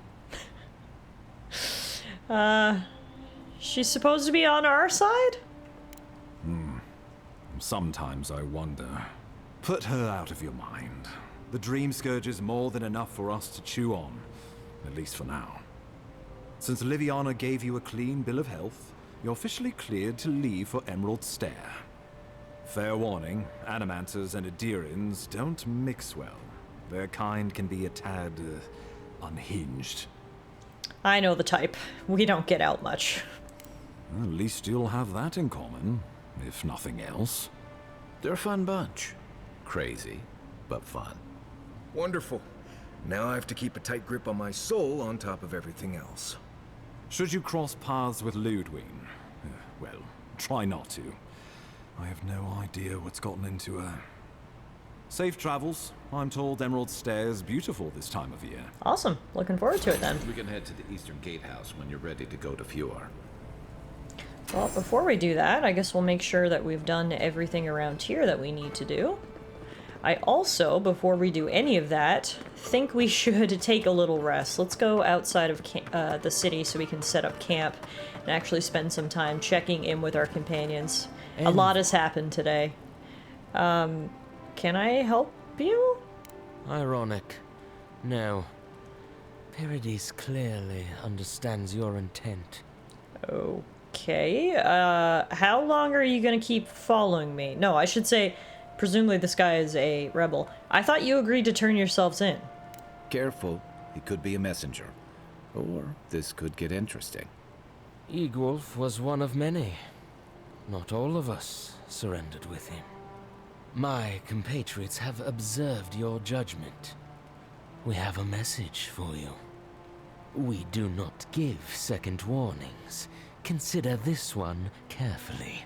Jesus, you're awful bold, aren't you there, Stegig? Can't even pronounce your name. What did he give me? Dissident's warning. Envoy, blood spilled is repaid in kind. Keep an eye on the trees as your travels carry you away from Dawnshore and deeper inland. Do not forget this warning. Great. We will remember, Envoy. Fuck you too, random ginger kid. Anywho, as I was saying before we got rudely interrupted, because this has been a very busy day, I think it makes sense for us to spend the night at camp. We can check in with our companions, digest everything that happened today, and then I want to make sure we're done with all the quests in this area before we move to the Emerald Stair. Boy, you guys spilled our blood first based on a fucking fever dream, so I'd say we're even. Touché, TS. Meerkat says, yeah, he's gonna be hung in the square. Especially if he says any of that shit too close to Ludwin. Alright.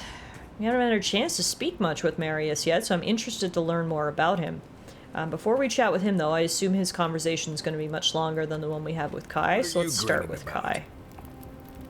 Listen, I wanted to talk to you about Juliana. Juliana? I know you're not asking my opinion, but for what it's worth, I appreciate you understanding her situation. Of course. She's not hurting anyone. She should be free to conduct her business as she pleases. I couldn't agree with you more. Out here, you've got to live and let live.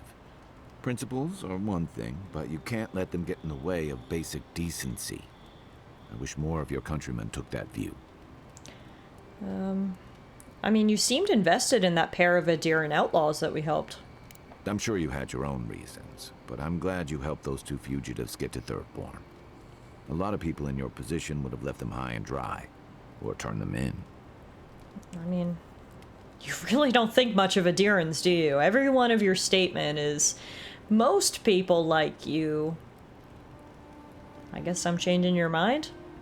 It's not that. Believe me, if the Rawatayan Empire had their embassy troops and paladin hirelings here, it wouldn't be any different. Not from what I saw in the Deadfire. I'm just glad to see people get a second chance. And I'm relieved to know you're the kind of person who's willing to grant them, even when your official duties might suggest otherwise. You've got a lot to say about second chances. Something you want to confess? I've been told I snore, so I hope you don't exile me from camp. How long have the rebels been active here in Paradis? Rebellion's more like our natural state of being in the living lands. People on the island don't much like being told what to do. In fact, many come here specifically for that reason. I mean, I guess they've been wary of Ambassador Heelguard bringing Adiran laws and Adiran blades. And the Steel Garrote. Ludwine and her paladins have been busy in the hinterlands. It's all rumor and speculation, but I don't think they're making your cause any friends. The Steel Garrote isn't Adir. They're just assisting us here. We're supposed to be allies. If they're here under your banner, people will see their actions as representing you. Fair enough. What are the rumors, though? I don't like to gossip. Since when? Okay, I like fun gossip. They say Don't we all, she's Kai? hunting down so-called agitators, flattening entire settlements that stand in her way. Of course, all the news reaching Paradis is jumbled together. Stories about the Dream Scourge, the Steel Garrote, and the weird happenings that are almost commonplace around here. so it's hard to say what's true. Sounds like her efforts risk turning people against Adair. I think you're right. I don't know that these rebels are all that organized yet. But where there's foam, there's rocks, as the saying goes. I'm very surprised. We were sort of speculating earlier that we were going to find out that Kai was secretly one of these rebels, but unless that's still to come, I was a little surprised that once we got down to their base, nothing came of that, so... that's all I've got for you right now, I guess. Good night, Kai. We should be safe enough, but I'll take watch, just in case. Thank you. Now let's speak with our newest companion, the very mysterious dwarf, Marius. Fior Messi Verno, huh? Guess if you're looking for an animancer, that's the place to go. Fior was settled by the finest animancers in Valia. If anyone can help, it's them. I don't know about all that. They decided to settle in a hostile forest and use animancy to conquer it. We might get there and find that these people aren't as ready and willing to help you as you hope they are. Well, it's worth a try. Yeah. Looking forward to dragging you people through Emerald Stair, on the distant chance Fior will be feeling generous with their time.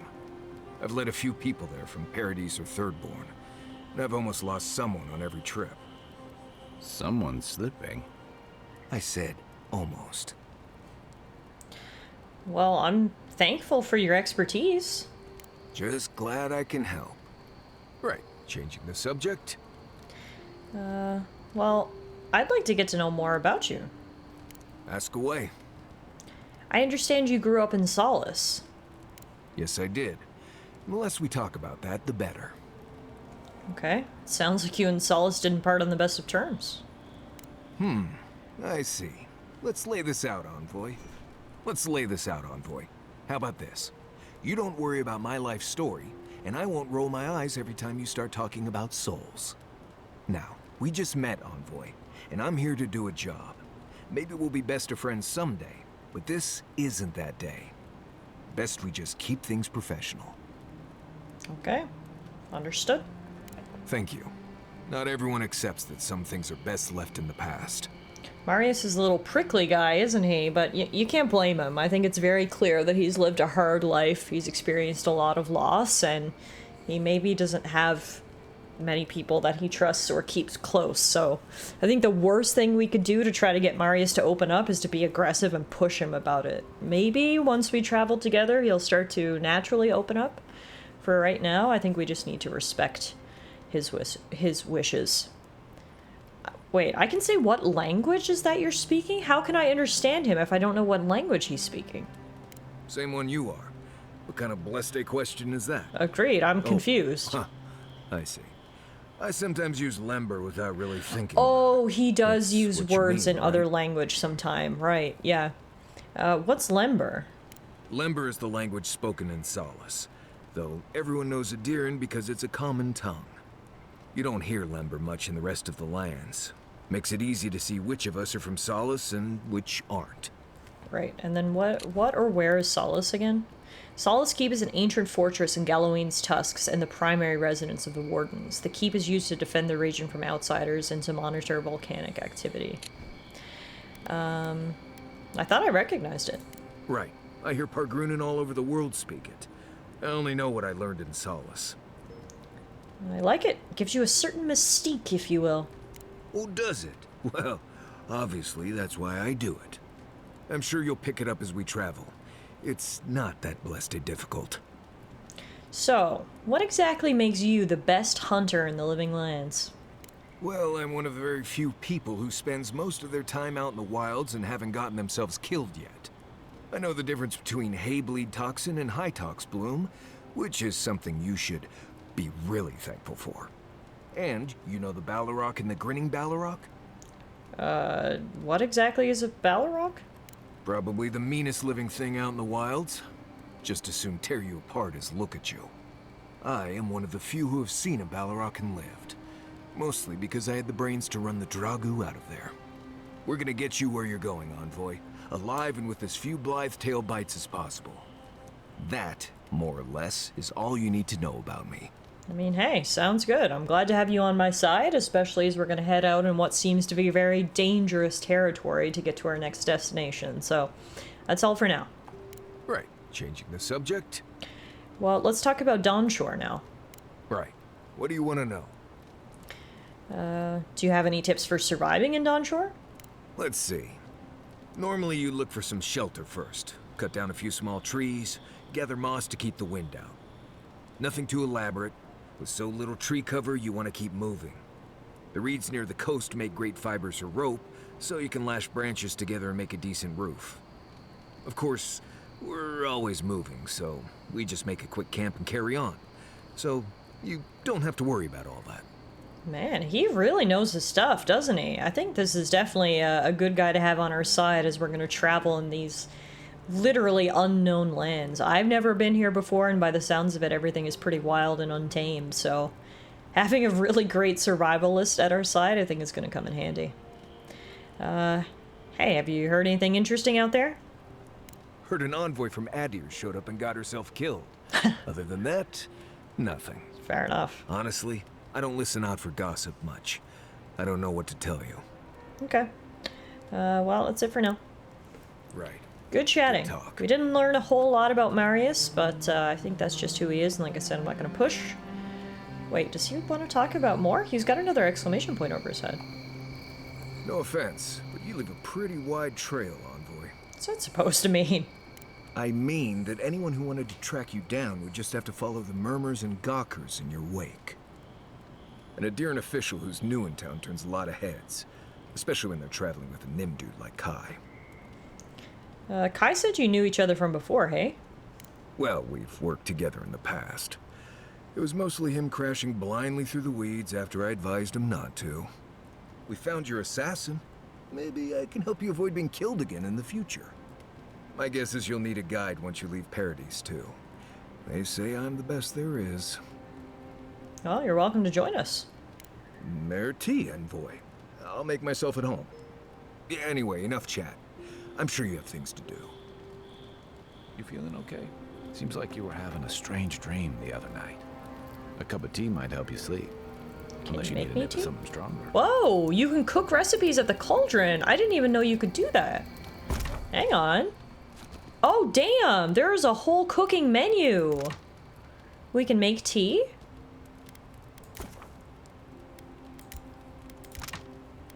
We can make alcohol. Nice. We can make cheese wedges out of a cheese wheel. That seems weird. We can cook the fish that we have. Oh. Oh. Took me 10 hours to know that you could cook food. A chocolate cookie? Yes. We can make wine. We can make grog. You gotta teach me how to make alcohol on a bonfire, right? We can make porridge. We can make trout pie. Wow, we are making an eclectic mix of things here. We can cook these raw trout we have. Man, awesome. Not everyone warrants an assassination attempt, you know. You should be flattered. Why did the chocolate cookie consume eggplant? What the hell kind of chocolate are you making? I was thinking that too. Hey, that's a interesting way of looking at it, I guess. What I find interesting is how you handled him. Decisively, I might add. It's too bad. Now that the Steel Garrote has made an example of him, others will think twice before trusting Adiran mercy. I mean, it was justice. Should I have killed him on the spot instead? Your people have been trying to bring justice to the frontier since the first Adiran bureaucrat made landfall. To Ambassador Hilgard's credit, this is about the tamest Paradise has ever been. In days past, your murder would have barely made the town crier's announcements. Now, open bloodshed is relatively rare. In most corners of the city, anyway. That sounds like progress. To some. Others, like Eagwolf, see the firm hand of authority closing around their necks.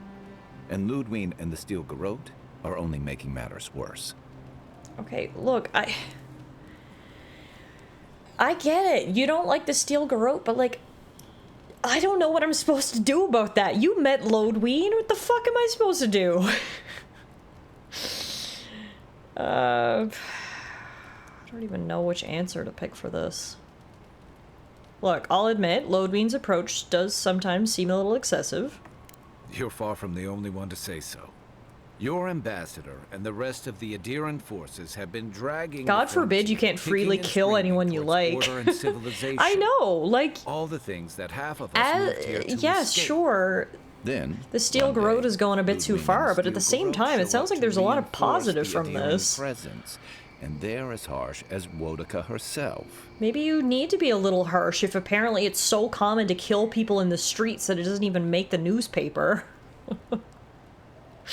They're paladins of the goddess of oaths and order. Of course they're strict. Strict is one thing. Fanatical's another. The Rawatayan Navy's known for harsh punishment. When I served, we watched a gunner hold a red-hot cannonball while she sang our empire's anthem. All for trading some of our supplies on the side, mind you. Okay. Yeah, okay. It's a little extreme. It also resulted in one of the most effective navies in Aora. Or so the argument goes. However, that approach won't win many allies in the Living Lands. As Ludwig will find out. Judging from that meeting, Ambassador Hilgard and Ludwig don't see eye to eye. Merkat says, "Oh, I'm writing that punishment down for D&D." Especially if a little inspiration, if you will. Around him. I mean, look, I'm here to investigate the Dream Scourge, not mediate between Hilgard and the Steel Garrote. Your concerns are valid. I don't disagree that she's a bit extreme. But again, what am I supposed to do about it? Are you just venting? Because if so, okay, fine. But the way he's talking makes it seem like he's accusing me or saying I'm in the wrong for all of this. Like, this has nothing to do with me. Like it or not, their differences could make trouble for you. Especially since the Steel Garrote is here under Adir's flag. And I worry about what that means for the rest of us. Okay, something's on your mind, isn't it? Just thinking about Claviger Amon. I let him down. I've let a few people down over the years. But I did promise someone once that I'd do my part to look after all of us riffraff who've made a home here. My best chance of doing that is helping you investigate this plague and keep a lid on tensions. And, hopefully, fend off any future assassination attempts. If you say so. Like I said before, some of us still have to live here. None of us have a future if the Dream Scourge spreads. On that, we can agree. I think that's enough doom and gloom for one night. Sleep easy, Envoy. As best you can. You too. Enjoy the ocean breeze while we're here. Okay, looks like Marius has something more to talk about too. Man, my companions are chatty tonight. Consider not washing your clothes. Right. What do you want to know? I thought you wanted to talk to me. Right. Good talk. What is this little exclamation point over your head? As we were saying, you might want to consider not washing your clothes in safflower oil. I hate to break it to you, but regular laundry is a common courtesy when you're traveling with a group. No, it's fine. If you feel the need to wash your clothes, go right ahead. Just use something else. Sweat and midday breezes don't count as washing, you know. Right, so I smell like the wilderness. You people stand out like a tree rat in heat. You've been complaining about the flies, though. They're attracted to the scent of sap flowers. Thanks, Marius. That's helpful. Well, don't get used to it.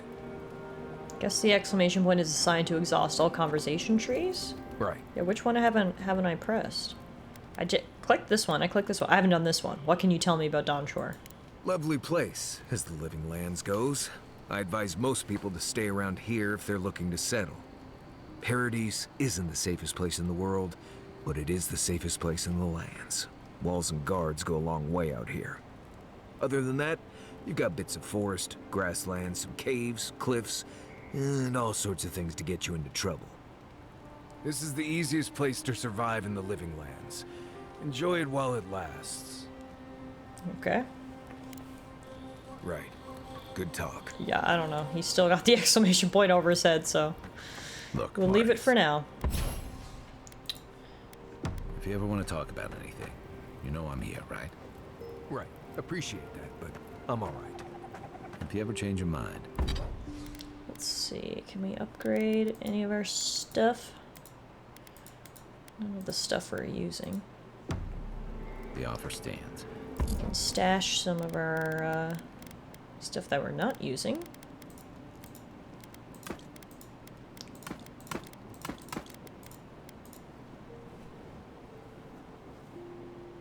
He did say he had some concerns. Either back at the cistern or after Inquisimami's convo, I forget which. Yeah, I know, but... Okay, Amakul. I'll keep that in mind. He's not talking about them, so... Right. Right. Good talk. We'll have to try it again another time, I guess. Oh, I'm having a dream. Haze. Mirrors. We have touched something like your dreams before. Why do you keep showing up in my dreams? Our roots entwine, but we cannot linger here long. We must know. Know what? Know what? That was the ultimate cliffhanger. Alright, boys. Let's see where we're heading today. So, these are the quests we've got. Oh, right. There's this one. An Adiran expedition went missing while exploring a temple of Aethys in northern Dawnshore. Offric, one of the expedition's scouts, asked us to discover what became of his team, particularly his brother Caedmon. Let's start our day off by doing that. So, where's that? There. Up here. Okay. So, probably makes the most sense if I fast travel here to the Strangleroot Beacon, and then we'll head east. Hey Lonnie, how are you? Happy Saturday. Good to see you. I hope all is well on your end. Welcome to Avowed. We're hitting up some side quests here now before we continue with the main story. And our side quest today is going to take us into some sort of ancient tomb. When we were talking to the scout before about this, he mentioned that the reason that they went there in the first place is because apparently there's some, like, old prophet with hidden treasure in there somewhere. So anyway, let's go investigate it for ourselves and see if we can find his companions and his brother while we're at it. I'm doing good, thank you. I've been really enjoying this new RPG, Avowed. We've been playing it now for the past couple days. I'm having so much fun with it, so happy to be playing a game that I'm enjoying, and obviously happy to be here with you guys as well. So thanks to everyone for stopping in, because the game wouldn't be half as much fun if I was playing it by myself, so appreciate you guys being a part of the experience, and I hope you're enjoying it too. Alright, looks like we gotta climb up these cliffs a little bit. I took my wand out because I figured at any point we might get attacked here.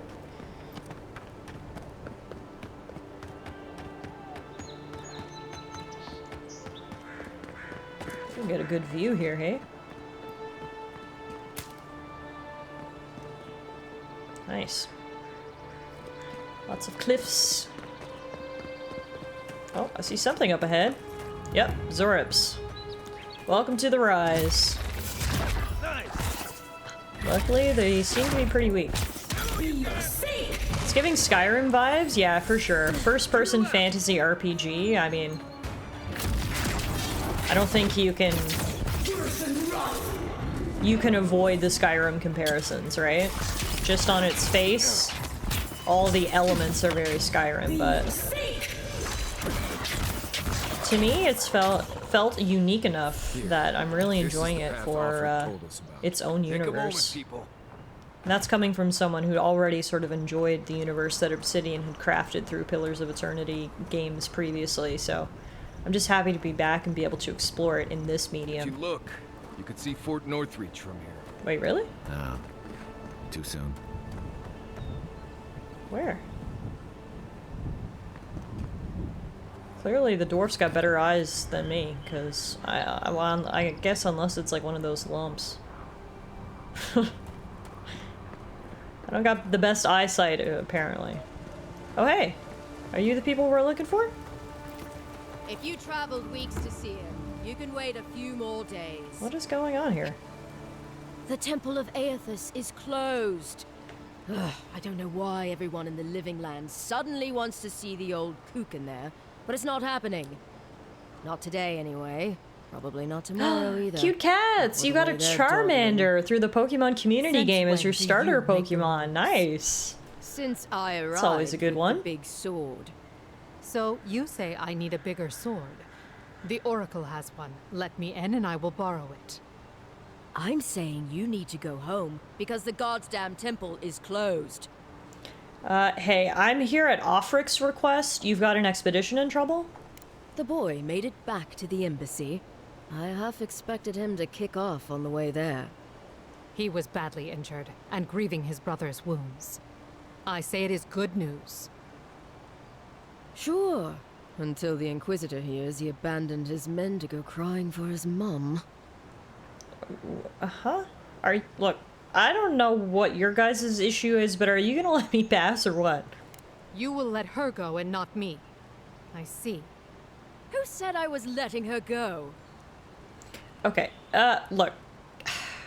Can we just be reasonable here? Yes, ma'am. Oh, wow. Now speak. The expedition team entered through the cave just past here. They planned for a day's journey, but they've been gone for more than 3. Something must have held them up. Our freak mentioned traps and earthquakes and... The Oracle who maintains the temple is a godlike of Aethys, so there is no telling what he is capable of. They were carrying a lot of tools and weapons with them, so be on your guard. And Envoy, thanks. I know Offreak will appreciate you looking into this. Nod solemnly and leave.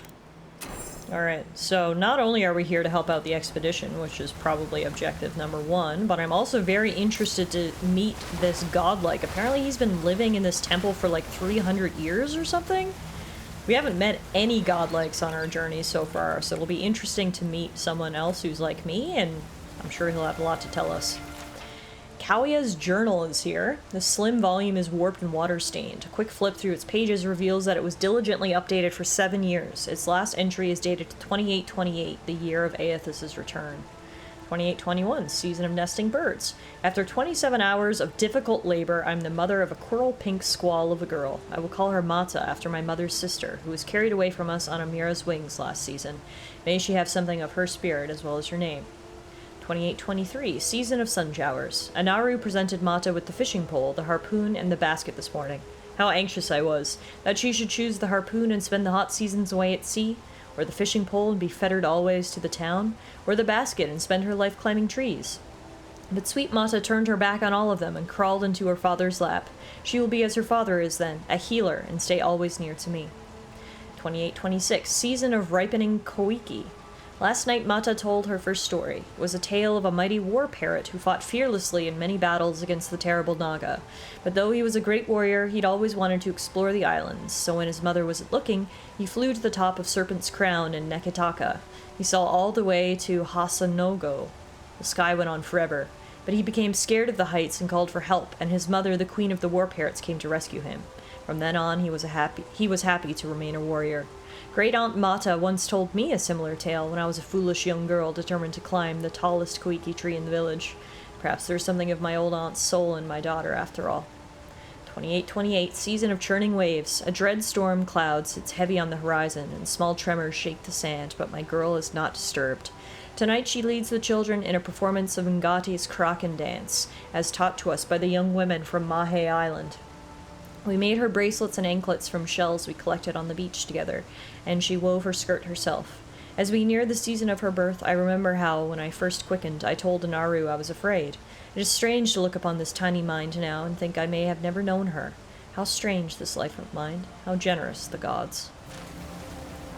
Okay, so we learned a lot about her and her backstory and her child, but what are you even doing here? Who does this guard woman think she is? We didn't get any information about that.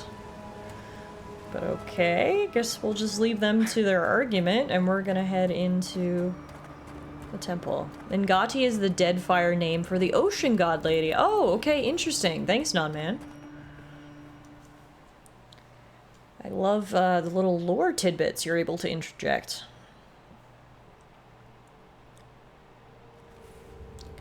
Alright, let's find the expedition team, shall we?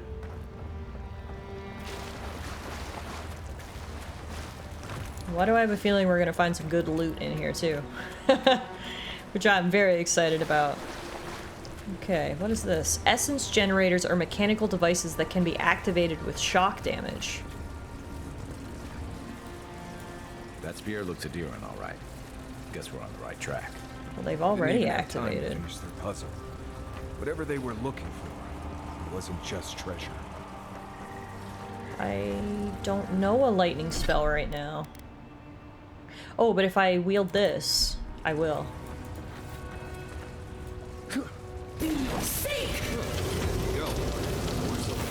Perfect. That's why I kept that grimoire in my inventory, because I didn't know when we'd need to use those other elemental spells.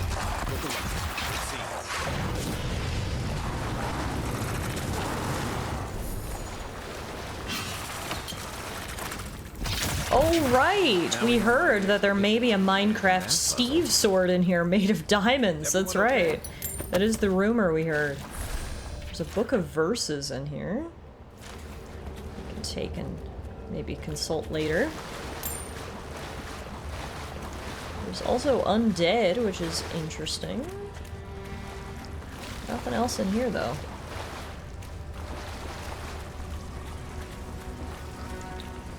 Alright. Dang. There was a bear, but someone was able to kill it. This place is cool. Very overgrown, but wow. Very cool.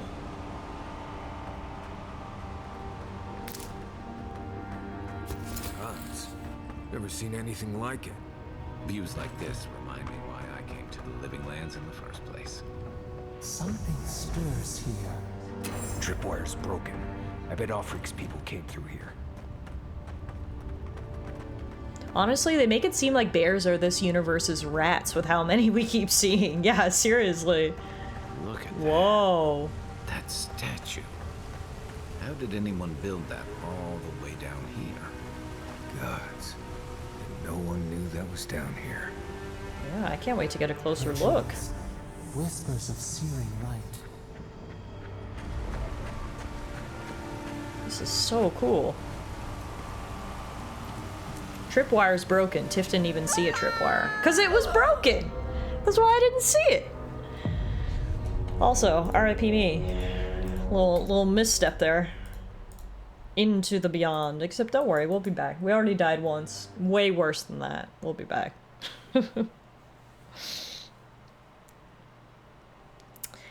Do. Where are you reloading me? Just Look back at here. How did anyone build that all the way down here? Gods. We'll be back after a brief loading screen. Rituals with Zorps. Want to sneak or fight? I mean, if I can sneak, I wouldn't Quiet as the mind. depths. We're gonna sneak and fight, though.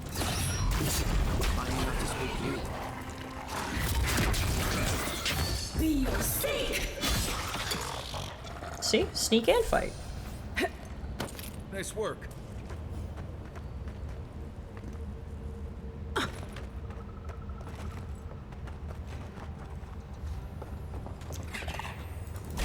God, that move is so OP. I love it. Just a quick little magical stabby stab. Now, do you think my fireball can blow that apart? Really? My fireball wasn't strong enough for a bunch of rocks?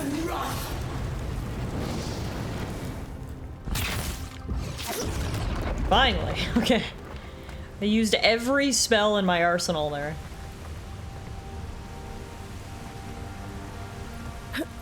Rock beats fire. You should know your Pokemon types. Okay, touche. Touche. Whoa. Why are you so colorful? What is going on here? A lot of dead Zoribs. I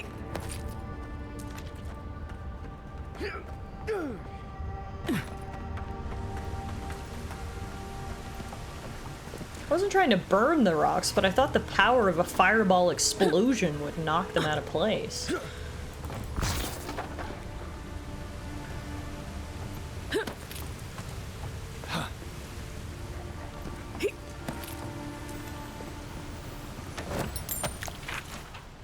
Letter to Carload. Carload. I can find no more use to put my talents in our pitiless land, so I must go. The water freezes, I create art from it. The water melts, my art dissolves. The water freezes again. The cycle once brought me peace. I looked upon my work and was comforted by its impermanence, and in the impermanence of all things. I took comfort in Rimmergan's promise of the end. But even the ice carver is not impervious to the cold, and the new wind that blows from the north, from Ukaizo, from the cracks in the in-between, chills me to my bones. There's something wrong in the world, Loda, and not even your bright smile can set this cycle to rights. I head to the living lands. The vitality that fled my art is gathering there, condensing. Now a new chill rises in the land. A great conflict is coming, and our master will need his harbingers at his side.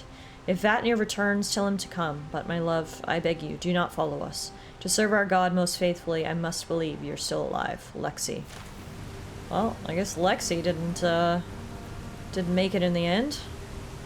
He came here for his art, and found his demise.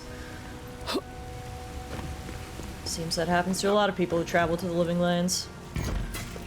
Oh god, what the hell was that? No, seriously, what hit me? Oh, it's this machine.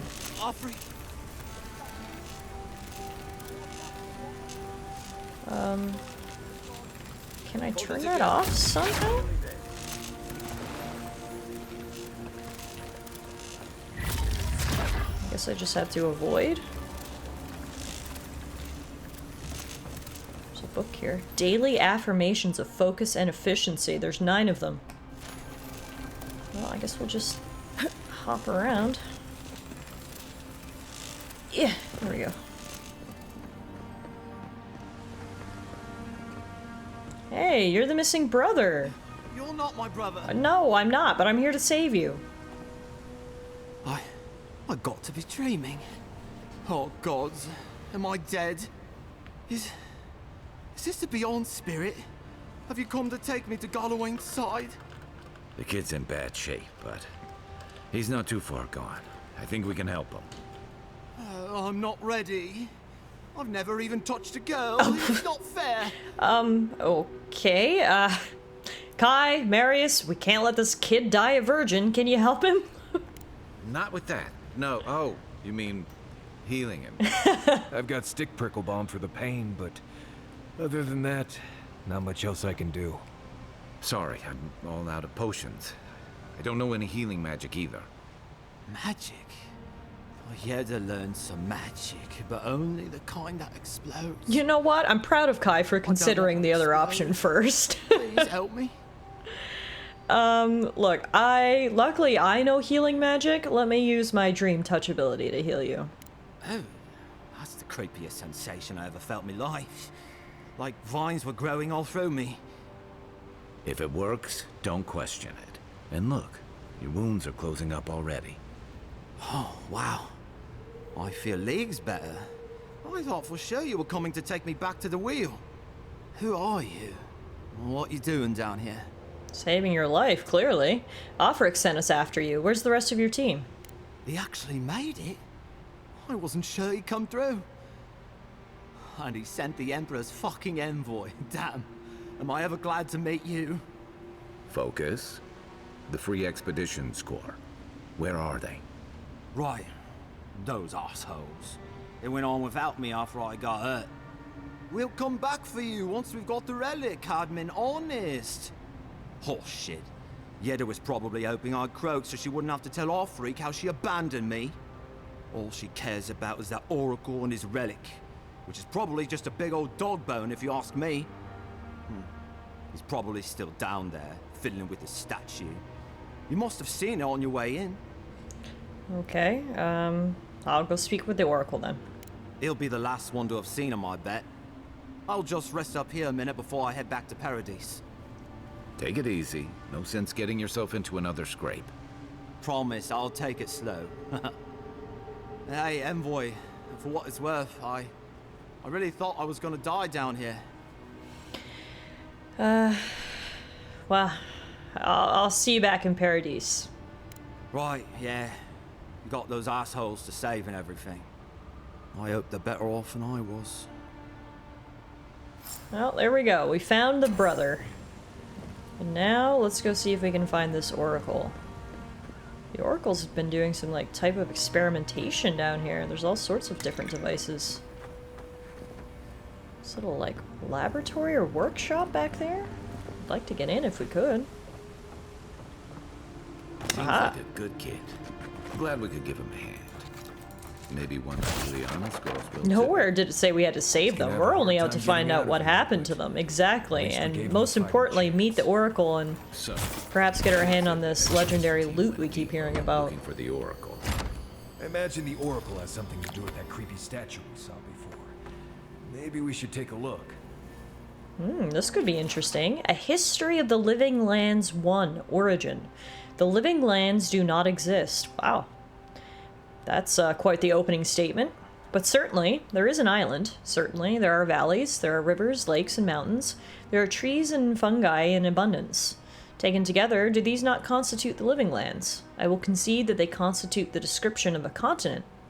That this continent lies north of the equator, and that this continent is equidistant from Adir and Rawatai.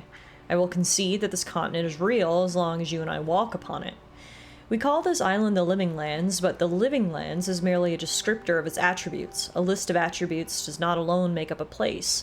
I believe that for a place to become real, it must have a name. For a name to be real, it must have a history. History confers meaning, and meaning is given to a name by its namer. But the Living Lands cannot be this island's name, because I have traveled its breadth, climbed its peaks, and delved its countless depths, and I've discovered that the Living Lands has no namer at all. Unless the words we use to describe this continent, the Living Lands, were given to us by the godless. Unless these words have a meaning only they could comprehend. Unless these words have a history only they could know. And the hiacity, the thisness of this place, was lost with them. Nodman says, Jesus, this guy is the lord of sophists. Cute Cat says, this is a little too profound for me. And Meerkat says, holy shit, fuck, whoever wrote this. Just please shut up. Yeah, I was hoping to maybe actually get some actual history, but I would have to agree with TS, that was a lot of pretentious twaddle. That was philosophy to the nth degree, and I don't even know if I agree with a lot of it. For a name to be real, it must have a history. Huh? Okay, the long and short of it is we've read the history of the Living Lands and learned absolutely nothing about the history of the Living Lands, so let's keep moving, shall we? That was a lot. Oh. Hi. Weird stains on the bottom of the page from the author being too pleased with themselves. Yeah, I have a feeling that the author of that text isn't a lot of fun at parties. That's for sure. That was the circle jerk level of philosophy. The 9th level of philosophy. I'm so glad we're all on the same page with how we feel about that book.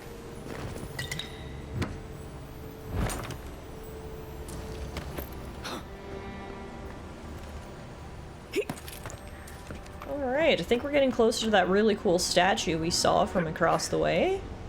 Which means the Oracle shouldn't be far behind. I can't wait to meet this guy. Apparently another godlike who's been down here for hundreds of years, or at least that's what the rumor is. And look at what he's built. He's some sort of engineer or scientist. My sister.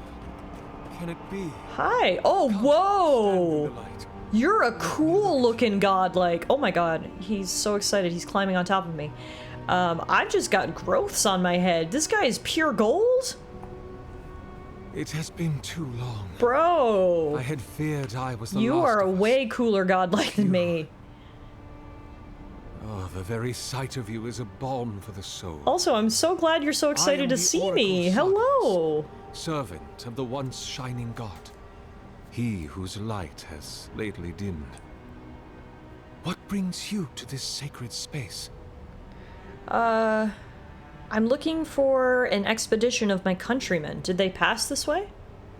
An expedition? I'm afraid I don't understand. Right. Maps, ropes, pitons, rugged boots, water for days, people down here looking for stuff. I am familiar with the concept, tomb raiding and the like. What troubles me is why they would come here. These ruins are not so different from the many others on this island, except that they are a good deal more treacherous. And this representation of Aethys we stand before, it is the work of my own hands. They could not hope to move it. Do you know what their purpose is here? They were searching for a relic you're rumored to keep here. Ah, the splinter of Aethys. I suppose it was too much to hope they were here to examine these exquisite ruins. Truly, it is their loss. What is this relic exactly? The splinter of Aethys is a sliver of shinbone from my lord's titan body. It was carved from his skeleton many centuries ago. Yet long after the gods left this mortal world to claim their dominion in the beyond, the splinter is infused with the very essence of my lord's power. To illuminate without fire, to heal without injury, and to speak without voice. That's a pretty powerful piece of shinbone, hey? Well, where do you keep the relic? I might find the expedition there. It rests in a shrine deep within this temple complex, beyond the reach of looters, visitors, or indeed, myself. The path to the relic has fallen to ruin. Some sections are flooded, and others are infested with all manner of creatures. Although, perhaps you might assist me with that. Right. Here it comes. There's always an ask, eh? You see, this construction beside us is no mere statue, but a reliquary I have built to house the splinter of Aethys in its appropriate grandeur. It is nearly complete, and ready for the splinter to be interred. But I can no longer reach the relic on my own. Return it to me, and who knows, perhaps you will meet your expedition along the way. Okay, I'll return shortly. I am most grateful. Oh, and please refrain from touching my statue or devices. May light illuminate your path, sister. Yeah, this guy is definitely a little weird, but I suppose if you live in a cave all by yourself for a few hundred years, weird is to be expected. It's honestly just kind of cool to meet another godlike and to see what they look like. I feel like he's definitely seen the expedition team. I'm not sure if he's being 100% honest with us, but hey, if we get a chance to find them and find the splinter at the same time, then we'll do so. Oh, hang on. This little elevator takes us back to the surface. Malus says we must touch his statue and devices. There's no way he didn't see them. Yeah, I agree. He probably killed them, but... Hey, like TS said earlier, we were never sent here to actually rescue the expedition team. We were just sent to find out what happened to them. So, if they fucked around and found out with a godlike, that's their problem, not mine. Incomplete lecture. Oh no, it's the stupid philosopher guy. This must be where he lived to do all his dumb philosophy stuff. A very good farmer.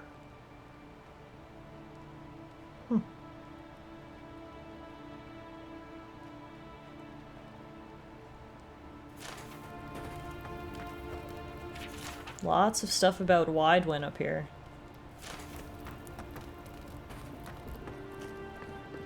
Oh yeah, this brings us back out here. Okay, well we're not gonna go this way yet, because I obviously still need to do some more exploration.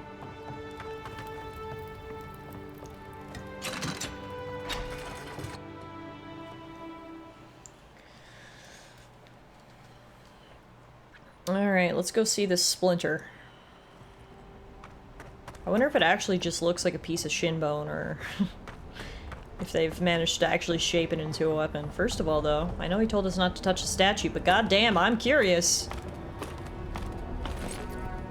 Whoa. What the hell is this? This is not just a statue. When we put the splinter of Aethys in here, why do I feel like it's gonna power this thing and make it come to life? What is this guy up to? This is... yeah. No, this is not simply a place of worship. This is straight up some sort of construction that he's trying to power with the splinter of a god. Here we go. Sargamis's journal. This might give us some more info. 2828 Priestu. He is gone, but he is still with me. What form should a reliquary take that is fit to hold the splinter? Were I in high crown still, I would petition the church for ivory, gems, and gold, for this remnant of his holy body is worth all the wealth of the empire and more. Being as I am sequestered here, I will make do instead with the wealth of the land. Granite from the tallest peaks, clay from the fertile riverbeds, and trunks from the most aged trees. I must work without ceasing until it is done. The memory of my lord cannot endure delay. 2828 Terestu. He is beginning to take shape. I thought at first a sanctuary would be appropriate, a temple within this temple of the godless. But when I prayed over my plans for the building's construction, I received a vision of Aethys' Titan as it had existed in its time. A body of strange flesh and bone, hundreds of feet tall, astride the land with the Pantheon at his side, facing down the forces of chaos like 11 colossal ships of the line. What crisis manifested them and inspired them to act? I know not, but I shall remake him as he was in my own fashion. 2829 Maheverno. He is complete, but the statue I have made is inert, lifeless, dull. The work of my hands does not dignify the splinter. There's something deficient in it and in me. I must destroy it and begin again. 2829 in Prima. He is made anew. His effigy is formed from granite, clay, and wood still, but they shelter now a precious Audra core. It glimmers even in the low light of this cavern's ceaseless evenings. He brings the dawn to this penumbral place, as the light of his attention once brought to my soul. In the Empire, they celebrate Spring Dawn today, or they would have prior to the Saints' War. I wonder, what of him remains in the beyond after his dissolution at Ukaizo? I long to be with him again. 2829 Proprima. What if I did not have to wonder? Oh yeah. Oh yeah, he's trying to bring back his god through this construction and powering it with a splinter. I mean, is a splinter of a shin bone enough to recreate a god? I feel like you'd need something bigger than a splinter and from something perhaps more substantial than a shin. But that explains exactly what my guy is doing here. I'd call that a confession. He seems a little lonely, yeah, don't you think? He is desperate for a friend, and he wants that friend to be his god. So he's just gonna try to rebuild him. Reminder, source fresh lumber. Nile only seems to be able to source rotten lumber, and the contemptible stuff cannot withstand the damp of this cavern. I must find someone who can fell and hew fresh trees, or my fragile generators will be at the mercy of the Zorips. The little bastards are remarkably curious. Yeah, this thing isn't hundreds of feet tall, but I guess it's the best he could do. And you're right, maybe the bone fragment could power. They protect my devices. How can you see me up here? And now I'm curious, so I'm sorry. I need to see what this is. And if you get mad at me, you get mad at me, but curiosity will prevail. But I need to know what it does! You understand, you're some sort of scholar. I am one too. And I can't rest while there's mysteries. We powered one side of this thing. Can I power the other side? Oh, he's gonna get so pissed at us. But again, you tell me not to touch something and I want to touch it. Careful, please. Oh, we're gonna make this thing come to life. Don't get too mad, okay? Oh no, no, we didn't have to fight! I'm sorry, I'm sorry. I was just curious. Oh, we're fighting now. Okay. Alright. Alright. I guess we're doing this. I'm sorry, man. I was just one scholar to another. finally gets visitors. Huh. Hear us. Follow us. We would speak to you. What voice is talking to us? Well, on the bright side, we got a unique weapon. And, whoa. The fuck? I don't know what that is. If he would have stopped attacking us, maybe he could have seen his guy come to life, but... I already explained my thought process. I told you, I'm driven by curiosity. I wanted to see what would happen. Ooh. Sargamus had some sort of friend. It has been some time since your last correspondence, and I do hope that you're still well. Have the materials and spare equipment from my lab proven reliable? You know how temperamental and finicky old equipment gets. I swear, these machines have souls of their own. But I digress. I look forward to hearing the latest news about your progress. I have no doubt that the completion of your project will change the world, and knowing you, it will certainly be for the better. That I've had a part to play in this fills me with a deep joy and satisfaction. Huh. Perhaps one day they shall write about us. I can see it now. The Oracle and the Visionary. A titillating tale of two thinkers and their thoroughly thought-provoking theories. That's a title. On second thought, perhaps simply the Oracle and the Visionary will suffice. Eagerly awaiting your response, your friend Vitor. Huh. Okay, so he had a friend out there who was funding his experiments. If we go get the splinter now and put it in, we might be able to bring this guy to life.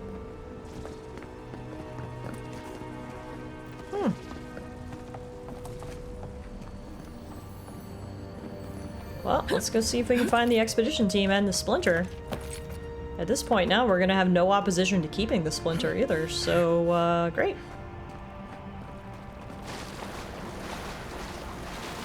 This reminds me of the Strangle route. But how is anything this big going on? Swimming through the root tunnel. I'm not sure how you guys are talking underwater, but I'm glad I got subtitles. Whoa. Okay, there's a whole construction here, but the issue is running out of air. Okay, hang on. First of all, there's some sort of waterproof book that we can read. No, it's a clay tablet. Yeah, that's a waterproof book. The clay tablet is inscribed with a flowing vertical script in a language you've never seen before. Yul Hizisa Yahuza Luyedes Ragida Migala Head Sayapaya and Wheaton. Kigid Yul Gapa Pubi. I don't know if that meant anything to you guys, but it meant absolutely nothing to me, so...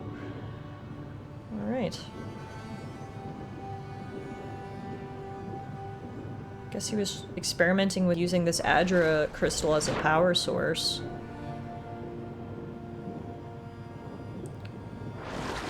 Aha! Now this looks like a place where we might learn something.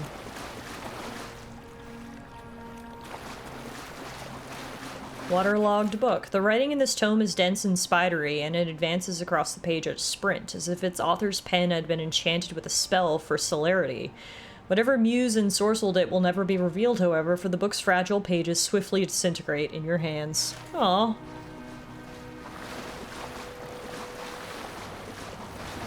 True stories from the Living Lands. I gotta be honest, do I want to read this? I'm scared it's by the philosopher from earlier. No, this looks like an actual stories. Okay. Story time. Only the hardiest of explorers would dare take the long, dangerous trek to the Living Lands. While there is no denying its beauty, the diversity of plant life alone is an herbologist's dream.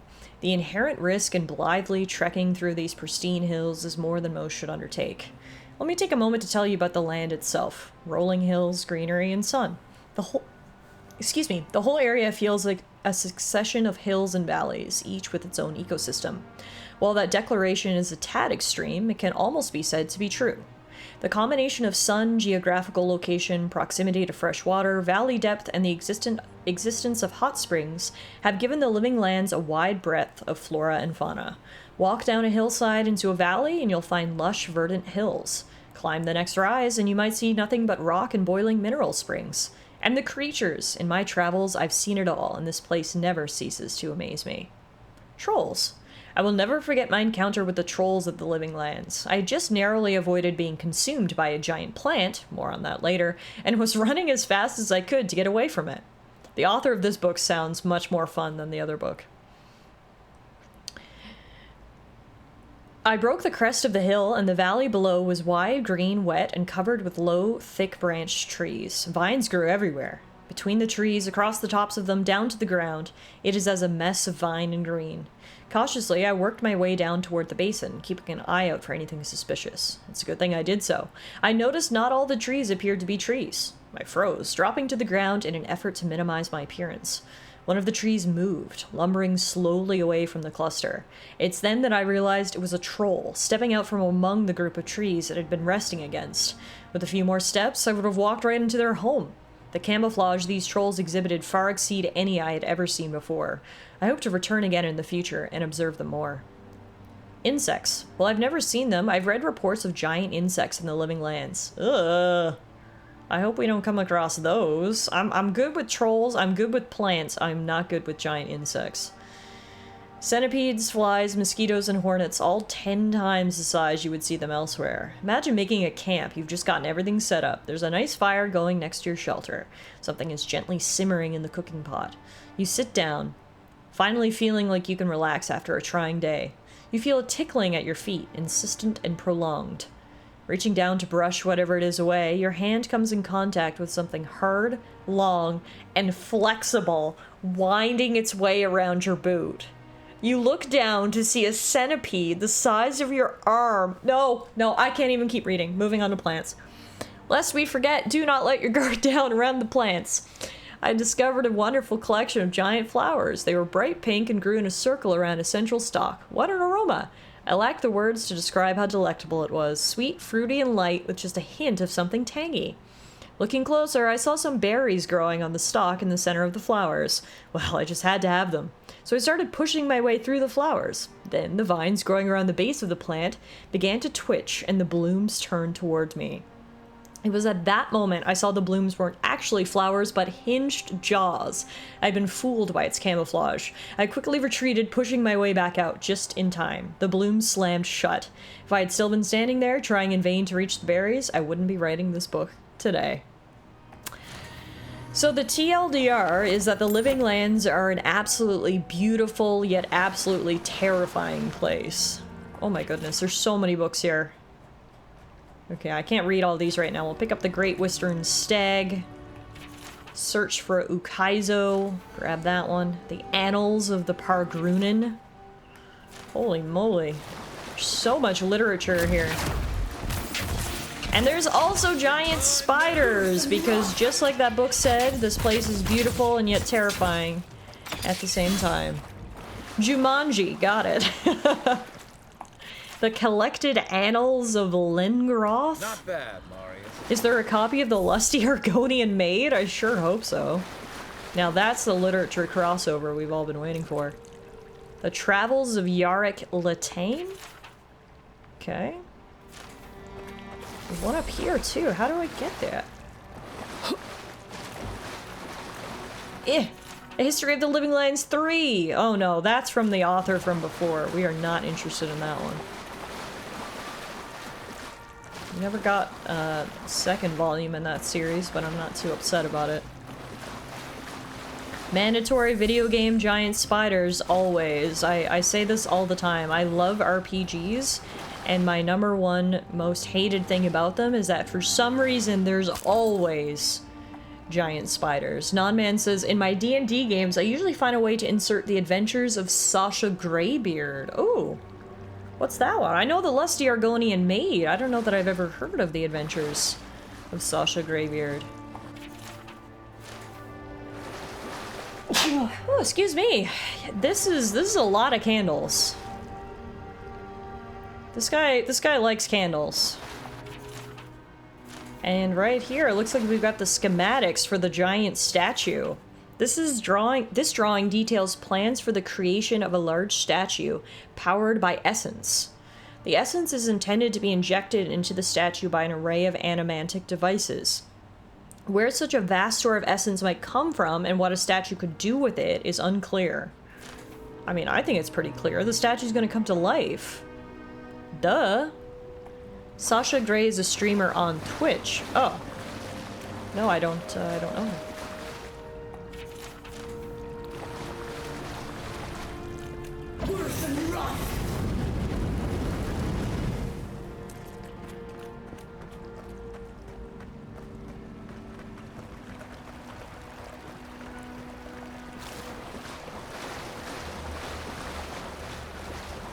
Man, the expedition team went far in. And wait a minute. Little houses down here. Yeah. And again, I never needed to come down here before, so... That's what I was gonna say. What are these little houses? Who lived here? This guy, I guess. What was that noise?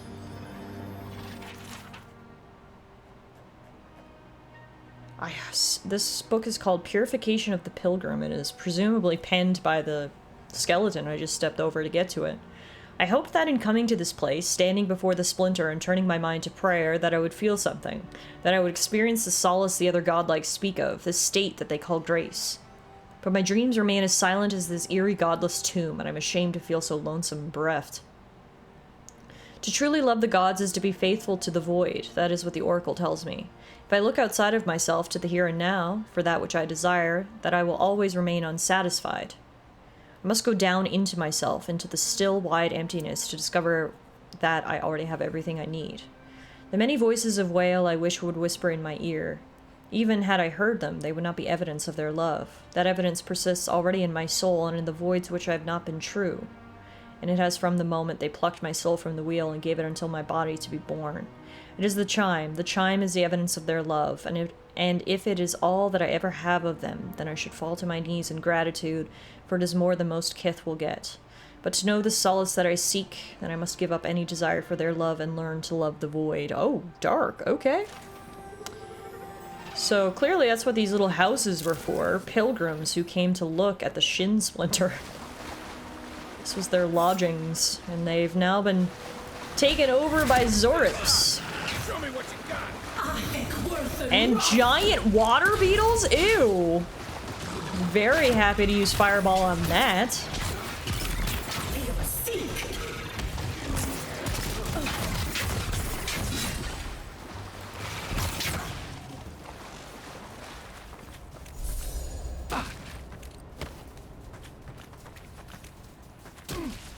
Gods, what are we dealing with here?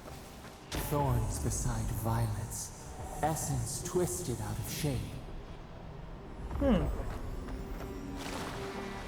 That didn't offer much of an explanation, mysterious voice, but I guess that's all we're gonna get.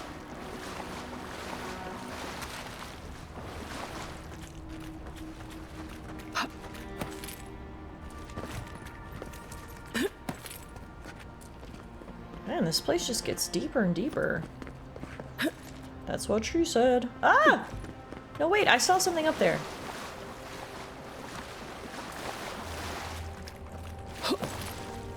Yeah. Come on, use your hands.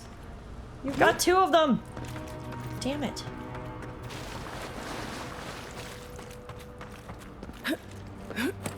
I was trying to Skyrim horse.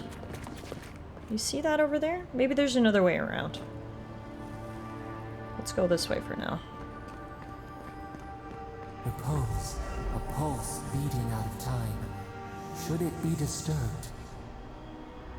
Consecration prayer?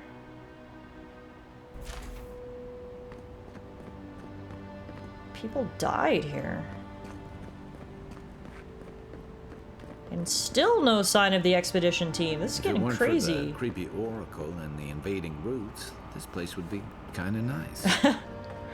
Yeah, I don't disagree. I mean, the skeletons are making it a little creepy too. Good eyes. Yeah, what did that do?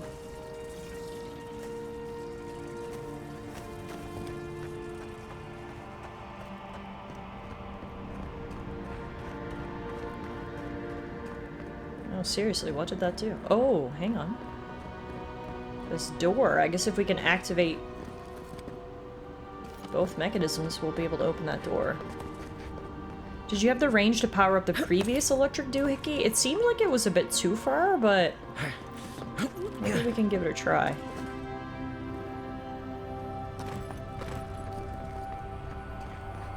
That door's barred. Ooh, what do we have here? It can't be as easy as just The splinter of the shin bone. I gotta be honest, for some reason I thought it was gonna be bigger. That's what she said. You don't have to be an expert tomb robber to think this is probably a trap. Probably definitely a trap.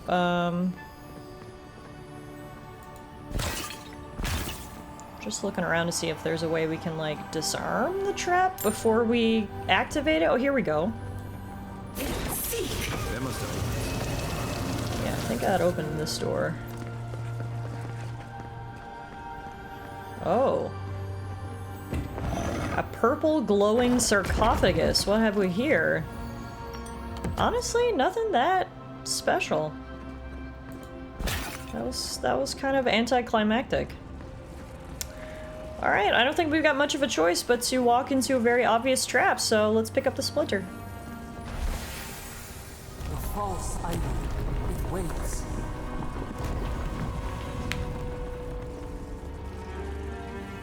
That wasn't so bad.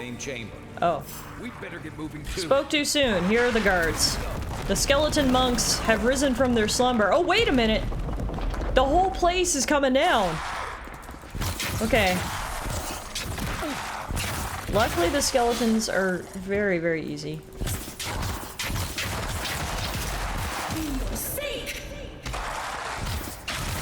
Y'all are the worst bodyguards. Oh, here's the real bodyguard. The godless executioner. Honestly, he was still pretty weak too, even with a name like that. Y'all gotta work on your defense system.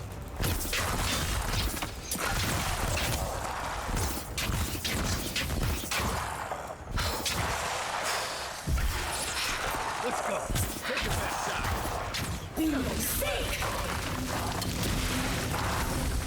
How many more of you are there?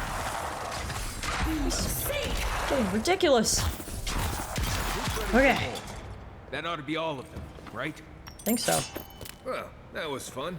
Yeah, I mean, killing skeletons and taking their loot's always fun, especially because somehow a lot of them have gold in their pockets. I don't even know how they have pockets, but we will certainly take the gold. And then we still haven't found the expedition team, but we do have the splinter. We got 3 things now. Speak to Offric. Continue searching for the expedition. Oh god. We too. Way out must have flooded during that earth. Oh damn! Blasted ruins. Well, that's how we'll get back this way. The whole place flooded. I like to imagine they ate someone with gold. That's how the skeletons got gold. I'm down with that explanation. Ooh. Give me the shinies. Oops. Oh, or maybe they're gold fillings. I like it, Chromie.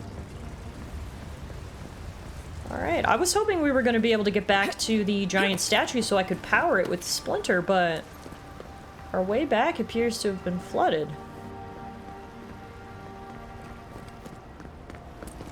So I don't know that we can do that. Ah!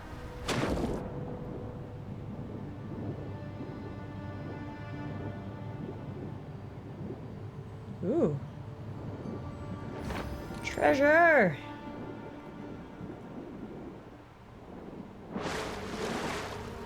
Alright. Yeah, we are not going back out the way we came. We're going this way. Have you played Pillars of Eternity? Yes, and I loved Pillars of Eternity, so that was another reason I was so excited for this game. I was excited for this game for multiple reasons. A, I loved Pillars of Eternity, so I was really glad to play another game set in that universe. B, Obsidian always makes quality games, so just hearing they were doing a new RPG, I was immediately interested. And C, fantasy RPGs such as this are just my favorite genre of game, so you mix all these things together, and that's why this game was one of my most anticipated of last year, and then it got pushed into 2025, so ended up becoming one of my most anticipated games of this year. And so far, it is absolutely living up to the expectations that I had for it. I'm really, really enjoying it. So I know a lot of people are waiting till next week to play it. Hopefully you enjoy sort of this first look at the advanced access of it, and hopefully you enjoy it too. Pillars of Eternity 2 was actually my favorite. I enjoyed Deadfire more than the original. I thought it was great. Wait a minute, I missed something back here. What did I miss? The little quest marker that has B on it is just pointing me into this room. But I don't see anything in here. Unless it's up above, maybe. Oh, no, wait. Oh, oh! Okay, ow. We set off the trap, but we also activated a hidden door, so, Take a look. Here's the expedition! Jada's journal. New orders came down from Darren today. We're to be sent to the Living Lands. The diplomatic corps has established an embassy in the port city of Paradis, and they need support cataloging the unusual ruins there. No doubt it will take months, perhaps a year or two at the very least. I'd promised Rudwin I'd be in High Crown to celebrate Inesti with him and the children, especially since it'll be Mary's coming of age, but how often are you given the opportunity to lay the foundation of study for a previously undiscovered ancient culture? I'm sure he'll understand, and Mary, well, I think my daughter will be glad I'm gone. It's not like the gods are making new continents. The world's getting smaller every day. It always seems as though the moment I finally get my sea legs, we're pulling into harbor, and a charming harbor it is, despite what Darren told me. And not nearly so dangerous as the clerks in High Crown warned. I swear on the Queen, half my countrymen resent any city that isn't the Emperor's purely on principle. There was a letter waiting for me when I arrived at the embassy. I suppose Rudwin sent it before I left. The cowards filed for dissolution of our marriage. Oh, spicy! No way! He let his wife go off, and instead of telling her in person he wanted a divorce, he sent a letter that arrived ahead of her at her destination. That is... ooh. Let him assume it never arrived, for I certainly won't dignify it with a reply. This whole episode has given me a blinding headache, a horrible pinching sensation right behind my eyes. That's savage. That's like asking for a divorce over text. The fantasy version. We've had a few days to settle into life at the embassy while the powers that be argue about how to best make use of us. While I was resting, the ambassador's clerk took the scouts to some dreadful little swill house in a rough part of town. Naturally, a couple of the younger lads poisoned themselves with alcohol. The mother in me wants to be furious, but I can hardly muster the energy. As long as Offric's voiding his stomach in the canals and instead of the bunkhouse, it's not my business after all. I think I'll take the team to Fort Northreach, see if we can't help their archivist identify the purpose of the godless ruins there. Blessed New Year. The team acquitted themselves well at the fort. With Caedmon's help, I was able to get down into the basement of the ruins there and take a good look at the construction. Naturally, I left the notes I took at the fort. I feel like I can hardly even think these days, but I believe I remember enough of what I learned to write a satisfactory report for the ambassador. Could those ruins have been the site of a fertility temple? I mean, goodness, look at the shape of their buildings. The steel garrote inquisitor attached to the embassy has uncovered rumor of a holy relic in a cave here in Donshore, and she suggested we might want to investigate. I know I should be eager to get down there to explore, but I've hardly been able to get out of my bedroll since we've returned to Paradis. I'll bet there's a cursed tablet with my name on it that Rudwin's installed at the Temple of Skane back in High Crown. Nothing else could explain the hideous nightmares I've been having. Mushrooms erupting from my skin, my eyes replaced by quivering stalks, Miri turning into a tree, Rudwin splitting in hair.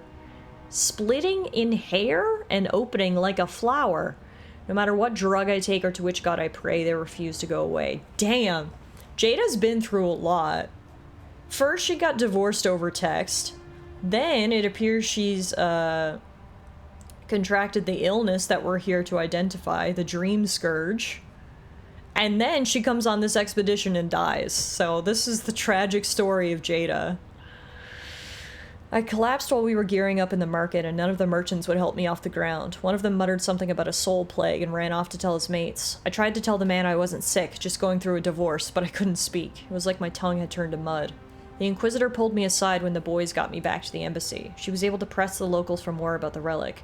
Apparently it was taken from Aethys's Titan skeleton, the very one I made my reputation discovering, and it's well known for its ability to heal anyone who holds it. I cannot delay any longer, I must find it. Well, we found the expedition. That we did, and I think that godlike was lying to us. Looks like he had the entire expedition brought back into his secret little chamber and was maybe experimenting on them. Now I definitely feel less bad for killing him earlier. On the Binding of Souls. The margins of this text are scribbled with notes and references. The ink-stained pages appear to have seen much use in earlier times. The removal and transference of souls is a practice both ancient and sophisticated. There is evidence that the Ingwithans were particularly adept at this, yet few details have survived them. Someone scrawled Annals of the Pargrunen, page 382-6 below this paragraph. What is known is that the removal of a soul is a difficult process and one that requires an expert hand and precise tools for any chance of success. Early attempts on a test pool of 183 goats left most of the subjects with maimed or fractured souls.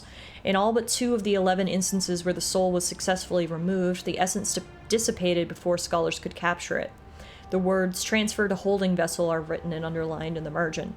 The process requires conductive materials, copper and adra specifically.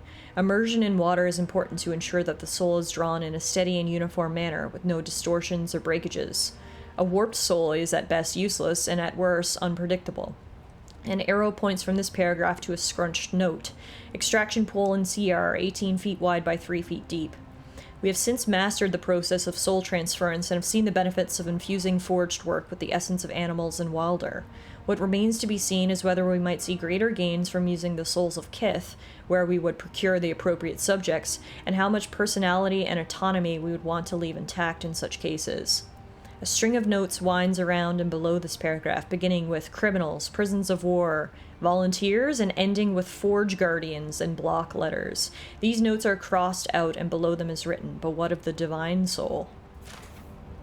Yeah, so that just proves the theory that godlike was trying to transfer a god's soul into that construction, and I think he took the poor expedition team as test subjects for that very process. Damn! Well, at least we know what happened to them now.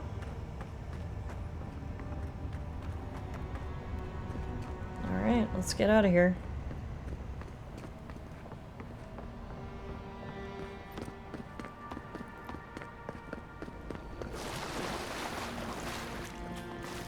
Nothing good happened on this job, says Malice. Nope. Not at all. There are scarcely worse fates than being used as a holding vessel. Yikes. Good thing we killed him. When in doubt, kill. And hey, I actually came back around. Oh dang, are we gonna try to put the soul in this body?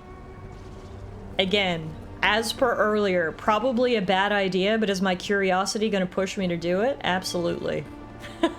Of course we are. We sense weight on you. Essence. Yes, we know this melody. A part of the statue, a piece that yearns for its true place. Combine them. Oh, the voice is telling me to bring the statue to life. Will something happen if I do? Oh, no. Why do you want to finish the statue? It dreams in colors we have never seen. Would we use it? We cannot know.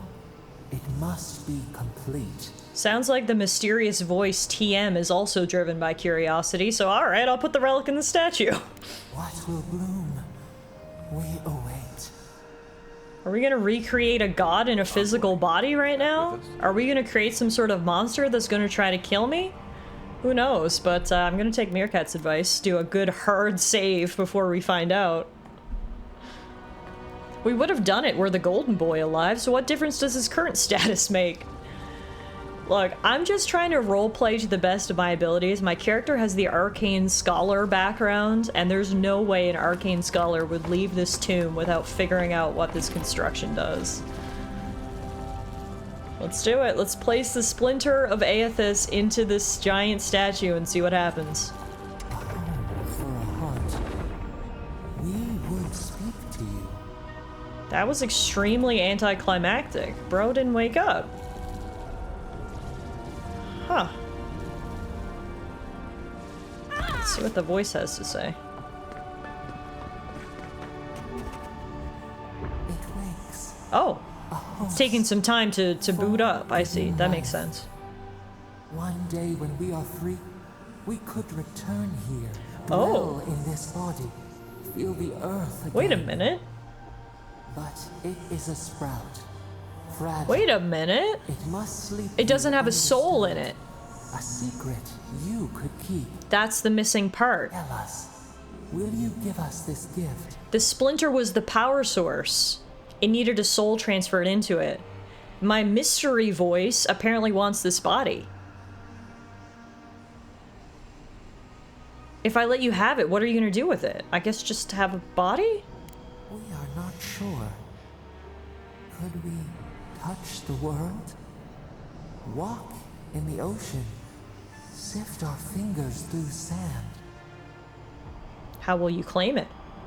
A shard of Adra tethers it to us. Yet it is weak.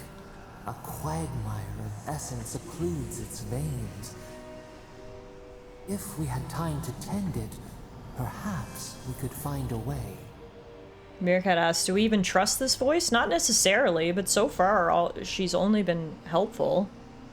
And I'd have to agree with TS, it does seem kind of innocent enough. What if I say, I don't even know what you are, why should I trust you with it? This prison holds us, silences us. The years fade like leaves. We have no memory of summer, warm fire, soothing rain. We could walk gently in this body, tend, grow, learn anew. But we must claim it. I mean, she's kind of convincing me here. As TS perfectly put it, her request seems innocent. The way she's explaining it, it really just sounds like she wants a body to be able to walk around and live in.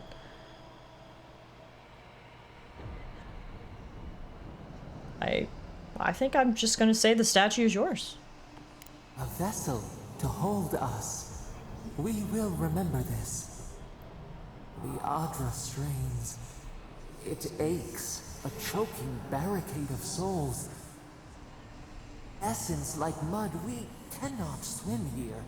It must be flushed out. Free this obstruction, then when our prison bars fall, we will see. I mean, I don't think I signed myself up for more work. Oh, I just need to pull the lever. Okay, that's not a lot of work. I can do that. I thought this was going to require a lot more than me, but I can pull the lever. Pull the lever, Kronk!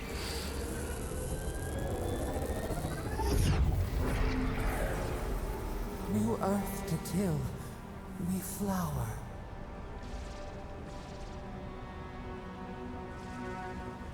We rest now. We must consider this. Interesting. So it turns out that the godlike's work wasn't for naught after all. We are going to transfer some sort of soul into this body. It's not going to be the soul that he wanted of his god, but it's going to be the soul of our god, maybe? We still don't know who the mysterious voice is, but I have a feeling she must be our patron deity. We have no idea who our patron deity is, but maybe there's been one god that's been locked away. Does that maybe indicate that the god is evil and someone locked it away? Maybe, but I don't know. I hate to be too trusting. From what she said, she does sound so innocent. It sounds like she has some sort of connection to nature, which makes sense by our physical appearance. Is the goddess of nature locked away for some reason? I don't know. Yay, our patron is Lucifer! I mean, it is made of clay and wood, and our patron would like that. I think so. I mean, obviously we'll find out later on. Worst comes to worst, I guess we would have to take this body down if she turns out to be evil, but I don't know. We can only make decisions based on the information that we currently have. And the information that I had, I felt like this was the right thing to do, so. There you have it, Mystery Voice. If we can release you from your prison, you now have a body to inhabit. So I guess we'll see how this all plays out down the road. We'll be strong enough to crumble some clay if push comes to shove. Yeah, I think so. I think so. I know Fireball now. This thing's 50% timber. We'll be alright. It'll be fine. Let's not worry about it. Now, let's get out of here. This ended up being a lot more in-depth of a quest than you probably would have thought at first glance. You know, obviously some side quests sort of vary in their complexity. Some of them are very simple, but that one was quite in-depth, so I'm glad we took the time to do it. Since we're all the way up north here, I think I'm going to take the time to go do this bounty right here. Ralga is close by. Ralga is, we don't really know anything about her. She's at Mercenary Falls. She has a bounty on her head, and creepy murdering Korban. let's go take her down. Worth and Roth. Worth and Roth. Alright. Time to go bounty hunting, boys. Be your sake. Keep quiet. Worth and Roth. If the bounty we're chasing is as weak as these Zorops, we'll be alright. But I have a feeling she might put up a little bit more of a fight. Alright, this is Mercenary Falls. But, hey, they're not you. Presumably that means the mercenaries we're looking for are nearby? Oh yeah, there's the camp. I see bears. Why does everyone have trained bears as pets? I feel like this has happened many times. Zarps and ogres don't raid for fun. They raid because people turn hunting grounds into farmland. Alright, oh. Wait a minute. Ralga might not be human. Ralga's an ogre. That's why the bounty's on her head. It's a group of ogres who have been raiding local villages, I guess. I really want to get the jump on this one right here. Guess I'll just keep an eye on my mini-map. Because every time I get close to the edge, he notices me. Come on, turn around! Don't you want to see what's behind you? I'm sure it's really interesting. You definitely want to check it out. Yes! That's Ralga! Oh, right there! Wow! I didn't realize she'd be so close by. Alright, let's get a sneak attack in. Boom! Hello, Ralga! Oh my god, that did no damage! Holy crap, Ralga is strong! Usually the sneak attack does like at least 50% HP damage, if not more. Ralga is an absolute unit. Okay. At least we got a good jump on her. We're doing good damage now. Give me a second.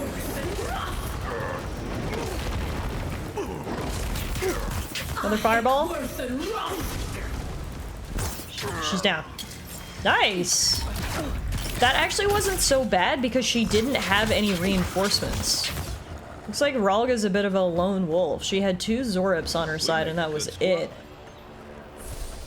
Alright, we can take her head as a trophy. That's really metal.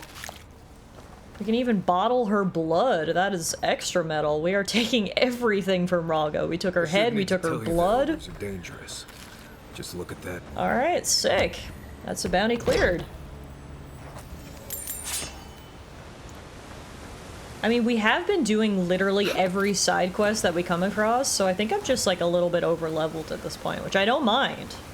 There is nothing wrong with being powerful. You're not gonna hear me complain about that, that's for sure. Alright, so the only other side quests that we have... Okay, we do have a couple of other ones, but the 2 bounties that we have are the Yellow Bands and someone named Tempestuous Luandi. Let's Such a big name. So how about before we end stream today, we can finish up the bounties. Then when we stream next, we'll finish up the remaining side quests before we head to our next main area. So let's fast travel over to God's Gate Beacon. You might remember we actually tried to take down this bounty. I don't know if it's yesterday or the day before, but they were way too strong. We were under-leveled at that point. But I think since then we've gotten a lot stronger. We've gotten better equipment. So hopefully we'll be able to take them on this time around. We did figure out that there is a way to sneak in here. The question is how did we do that last time? This is not the way we came last time, but it should still work. Right behind you. Yeah, it looks like there was just multiple ways to sneak into their camp, so it's good to know. Alright. Not sure who lived here before. Looks like something you'd see in Emerald Stair. There's a person there. Need to get into the tall grass. That's where all the Pokemon hang out, you know? Alright, let's just go for a sneak attack. Yeah, no, these guys are still strong. A sneak attack couldn't take them down either. And they've got bears. Whoa! Okay, they're not so bad though. Are they strong? Yes, absolutely. But they don't seem as unbeatable as they did when we came here the other day.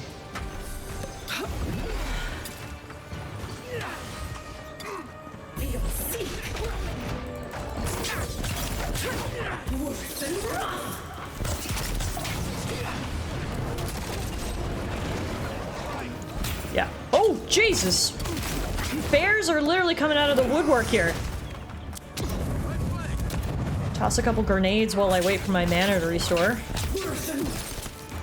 Ranged attacks are ranged attacks, right? Some of them are based in mana, and some of them are, well, based in other methods.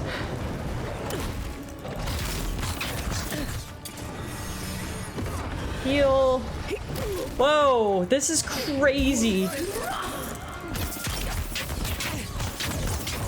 If my sneak attack had actually killed the guy that I hit, we probably wouldn't have had this issue because no one would have noticed. She would have just dropped dead. But the fact that it didn't kill her, she was able to raise the alarm, and then, well, we had to fight the entire camp in one go. So far, so good, though.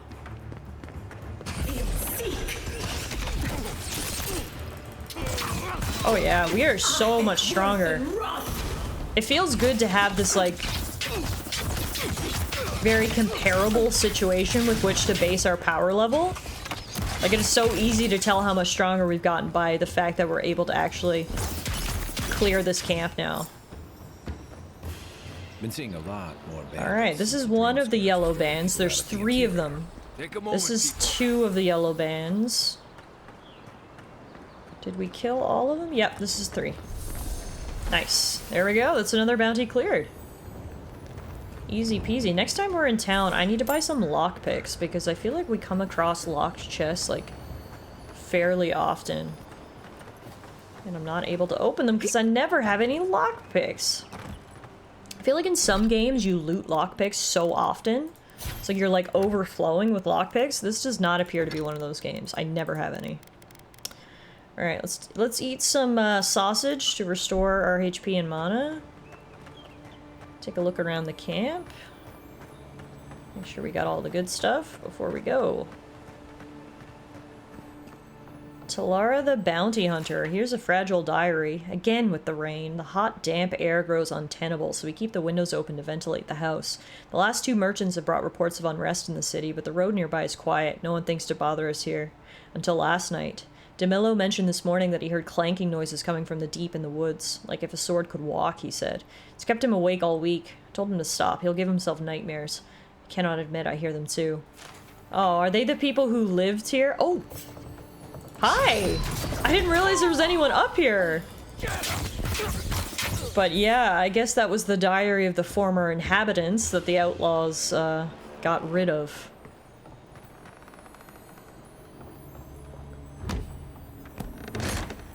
You're hard pressed to find yourself in a situation in Skyrim where you don't have 100 lockpicks on hand. Yeah, and that's what I'm used to. So now when I don't have any lockpicks, it's very weird.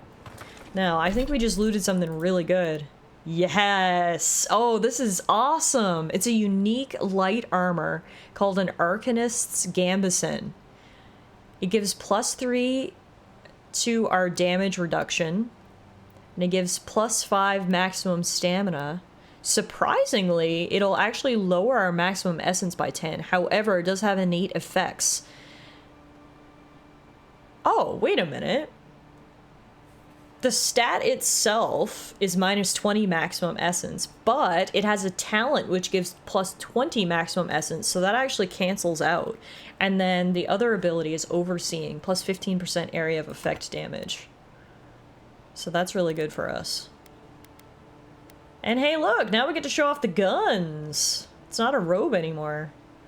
It's like this weird tank top armor. I honestly kind of dig it. The fancy belt. All right. Let's go. New day, new outfit. The noodles are on full show.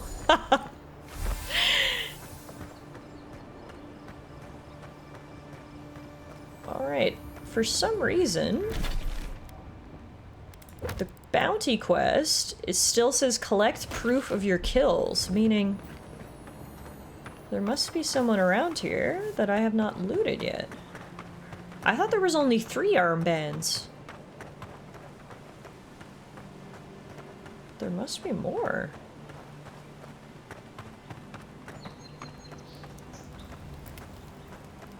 Who else has an armband for us?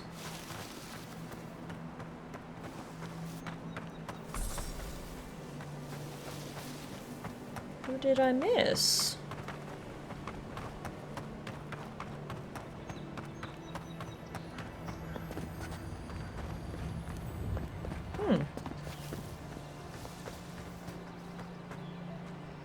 How many do I have? I have 4.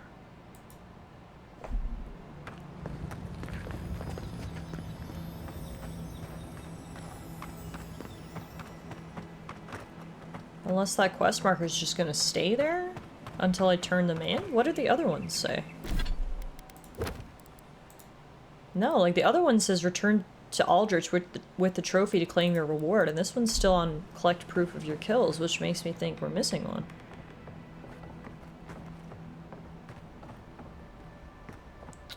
Huh.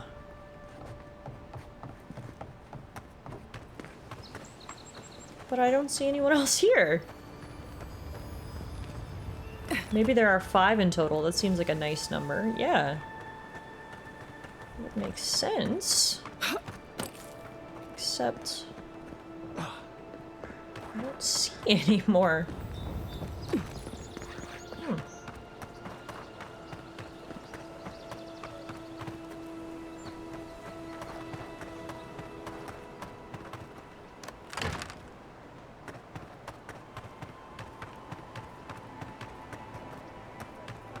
Maybe there are 69 in total. That seems like a nice number.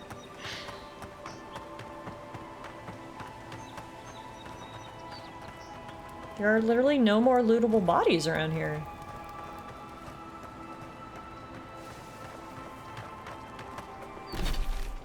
And it doesn't have a quest marker anymore.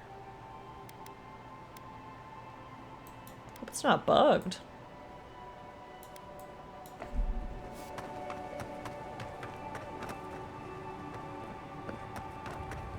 Unless it's in this chest, which I can't open. Maybe we can go get lockpicks and come back. Guess we'll have to try that.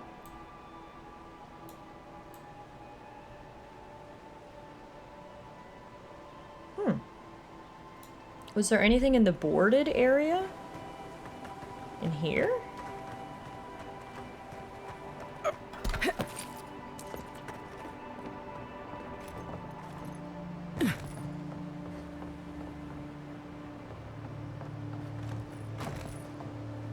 Doesn't look like it.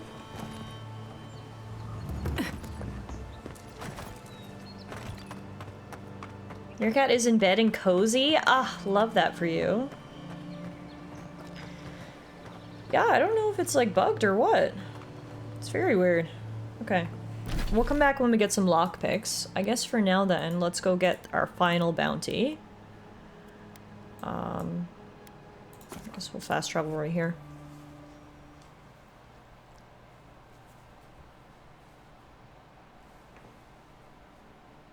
So weird.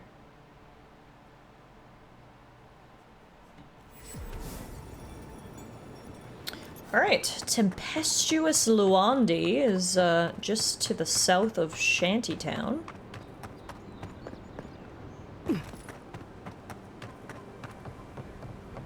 Looks like she's over on that little island there. I'm coming for you, Luandi! Google says there are indeed 5 armbands. Okay, maybe it's in the treasure chest then. So we'll go get some lockpicks. There's Tempestuous Luandi. Hi. Folks. Hi, nice to meet you. I don't know if you know, but you've got a bounty on your head, and I'm here to collect.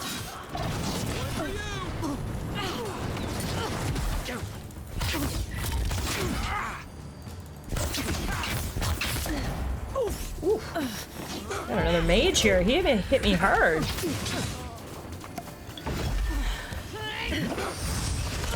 Another fireball. No, they specifically say to collect 5 bands from 5 bodies. Well, that's really weird. On the bright side, look how much gold Luandi had. Well, it's actually copper, but you know. Hell yeah, we took Luandi's glass eye as proof that we murdered her. Cool. That was easy. One of them probably died in a bush or something and you missed the loot beam. I guess so. Okay, well, as long as we know that there is 5 and it isn't bugged out or something, then we can go back and take another look. Let's just go turn in these bounties. I'll buy some lockpicks since we're here. If we're going back to the camp, we may as well open that chest anyway.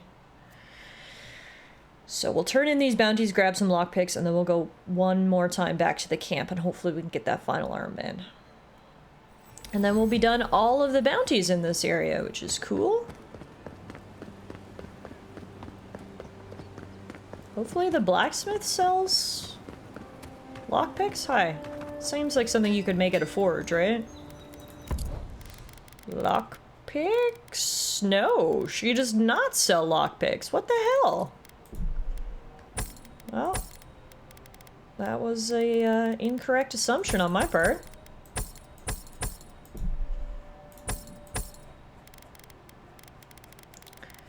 Okay, if you don't sell lockpicks, does your sister?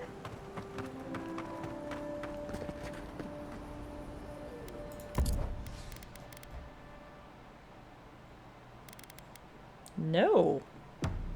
Who the fuck sells lockpicks? Do you sell lockpicks? My friend. No, you're the one I'm doing a quest for.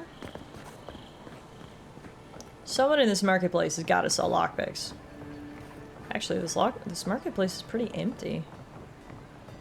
Are any other stores even open? Hi. No, you're a customer. Perfumer? You probably don't. Well, damn, we might not get any lockpicks.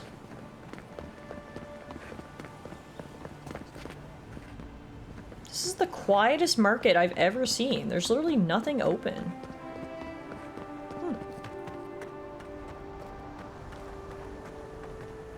It's nighttime? I know, but those girls are still there in nighttime. Maybe they're just the hardest workers in Paradise, I guess. Yeah, we probably need to find a shadier merchant. Anyway, we can turn in these bounties. The ogre is no more. Remind me not to get on your bad side, Envoy. Seems you're making a habit out of killing ogres. Let's hope the next one you run across is a bit more amicable, yeah? Tempestuous Luandi is also dead. Guess you were just the one storm she couldn't survive.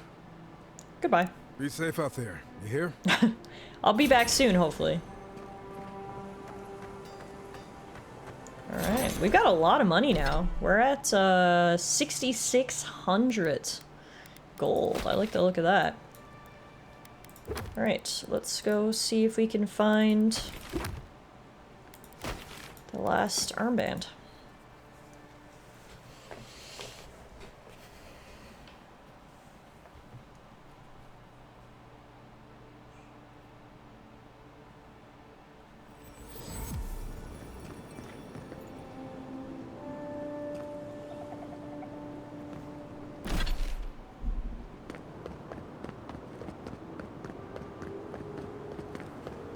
Now that it's not dusk, the orange loot beam should be easier to see, right? That's what I hope, anyway.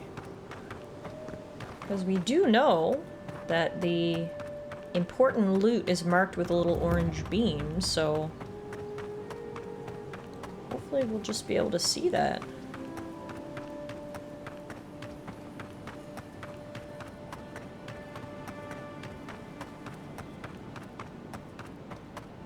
Alright. See anyone here? Ah, here it is. That was so much easier to see in the dark. Okay. Perfect. It was, I mean, to my credit, it was kind of in these orange colored tall grasses, so it did blend in a little bit, but there we have it. Mystery solved. There were indeed 5 armbands. IGN was right. We can confirm. And now we can go turn in this bounty as well.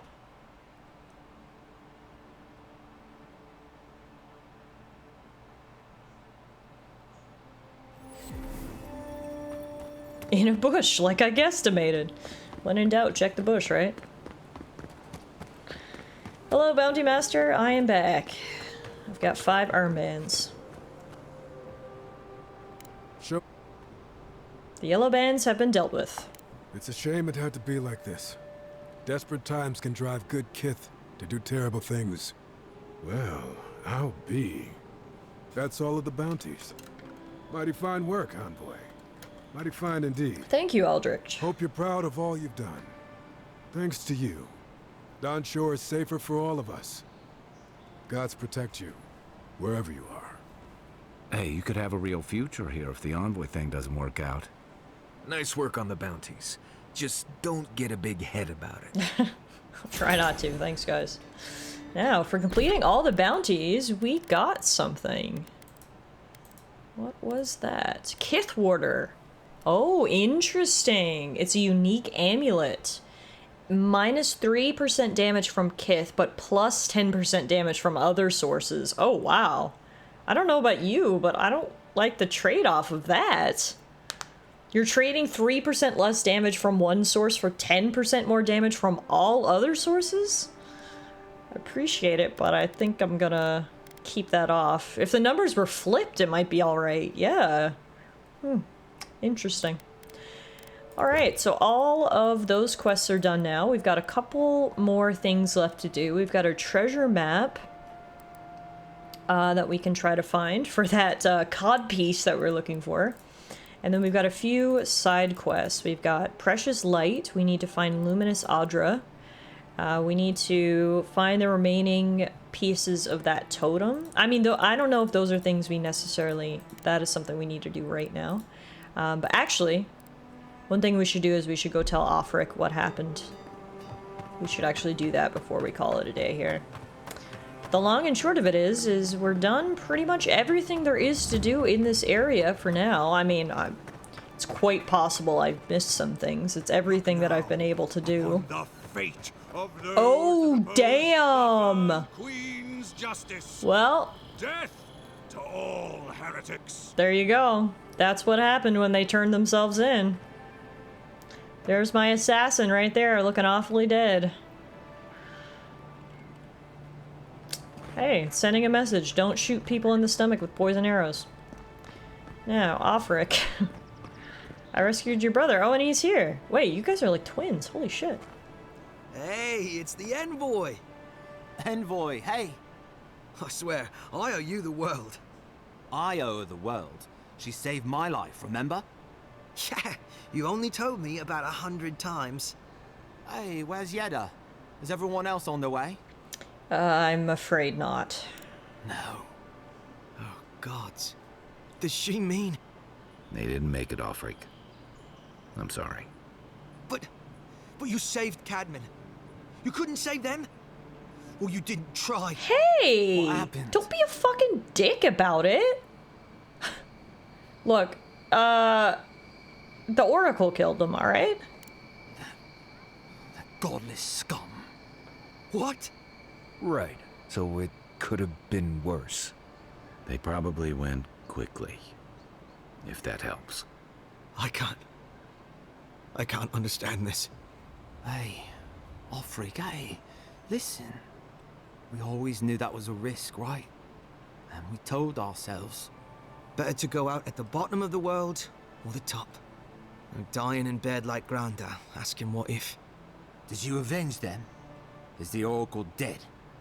Yes, he's gone. At least they got justice. And I got my brother back. Don't be a baby. You would have been fine without me. What I mean to say is, we're grateful, Envoy. What's next for you two? Ambassador Hilgard has written to Expedition Command back in High Crown to see if they'll let us come home. Well, while we wait for their reply, I thought... Wait. Let me guess. Mermaid's Den. You told him? It was a moment of weakness. I thought I was dead. Oh, that reminds me. I wanted to give you this. It belonged to our grandfather. He'd always wanted to join the Corps, but life got in the way. When we were recruiting, he gave it to us to remind us to live well. I'll treasure it. Well, I'm sure you've got big Envoy things to do. I don't know if you heard, but there's a plague on and everything. If you're ever in High Crown, look us up. Yeah, we can drink to the Corps together. I will. Take care, you two.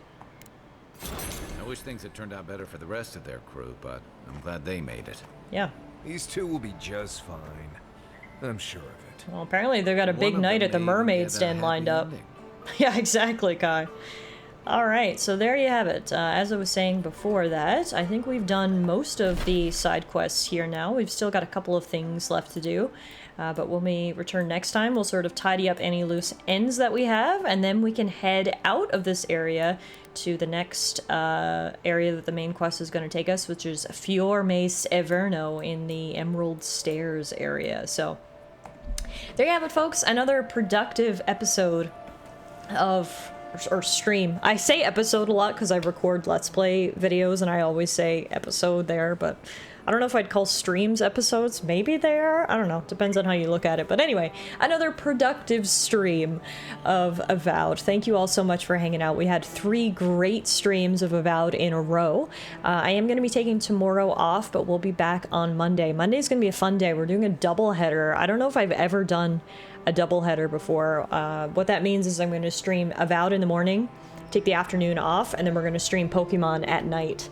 So doubleheader Monday should be pretty fun. Hopefully I'll see you guys there. If you do need to get caught up on our Avowed streams from the last couple days, you can head over to the YouTube channel. I do have all the VODs over there, and you can get caught up at any time. As I was just saying, there's also lots of Let's Play content over there as well, so there's always something to watch when I'm not live. I hope you guys enjoy the rest of your Saturday. Thank you so much for being here over the last couple days. I have had so much fun, and I'm really enjoying what we've seen of Avowed so far. Make sure we save our game here. Before we go, I am going to send you guys on a little raid. If you guys are looking for some more RPG goodness, my good friend Rory is currently streaming Baldur's Gate 3, so definitely a bit of a different RPG than Avowed, but certainly a very good one. So how about we head on over and say hello to Rory.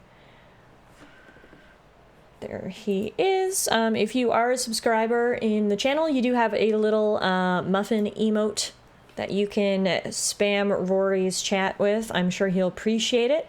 Otherwise, we do, well, I shouldn't say we, TS has made these amazing raid commands, so you can copy the first one if you're a subscriber, or the second one if you're not, with all the little TIFF raid things, and we can go spam Rory's chat and say hello. Thanks again, everybody. Enjoy the rest of your weekend, and I'll see you guys back here again soon, I hope.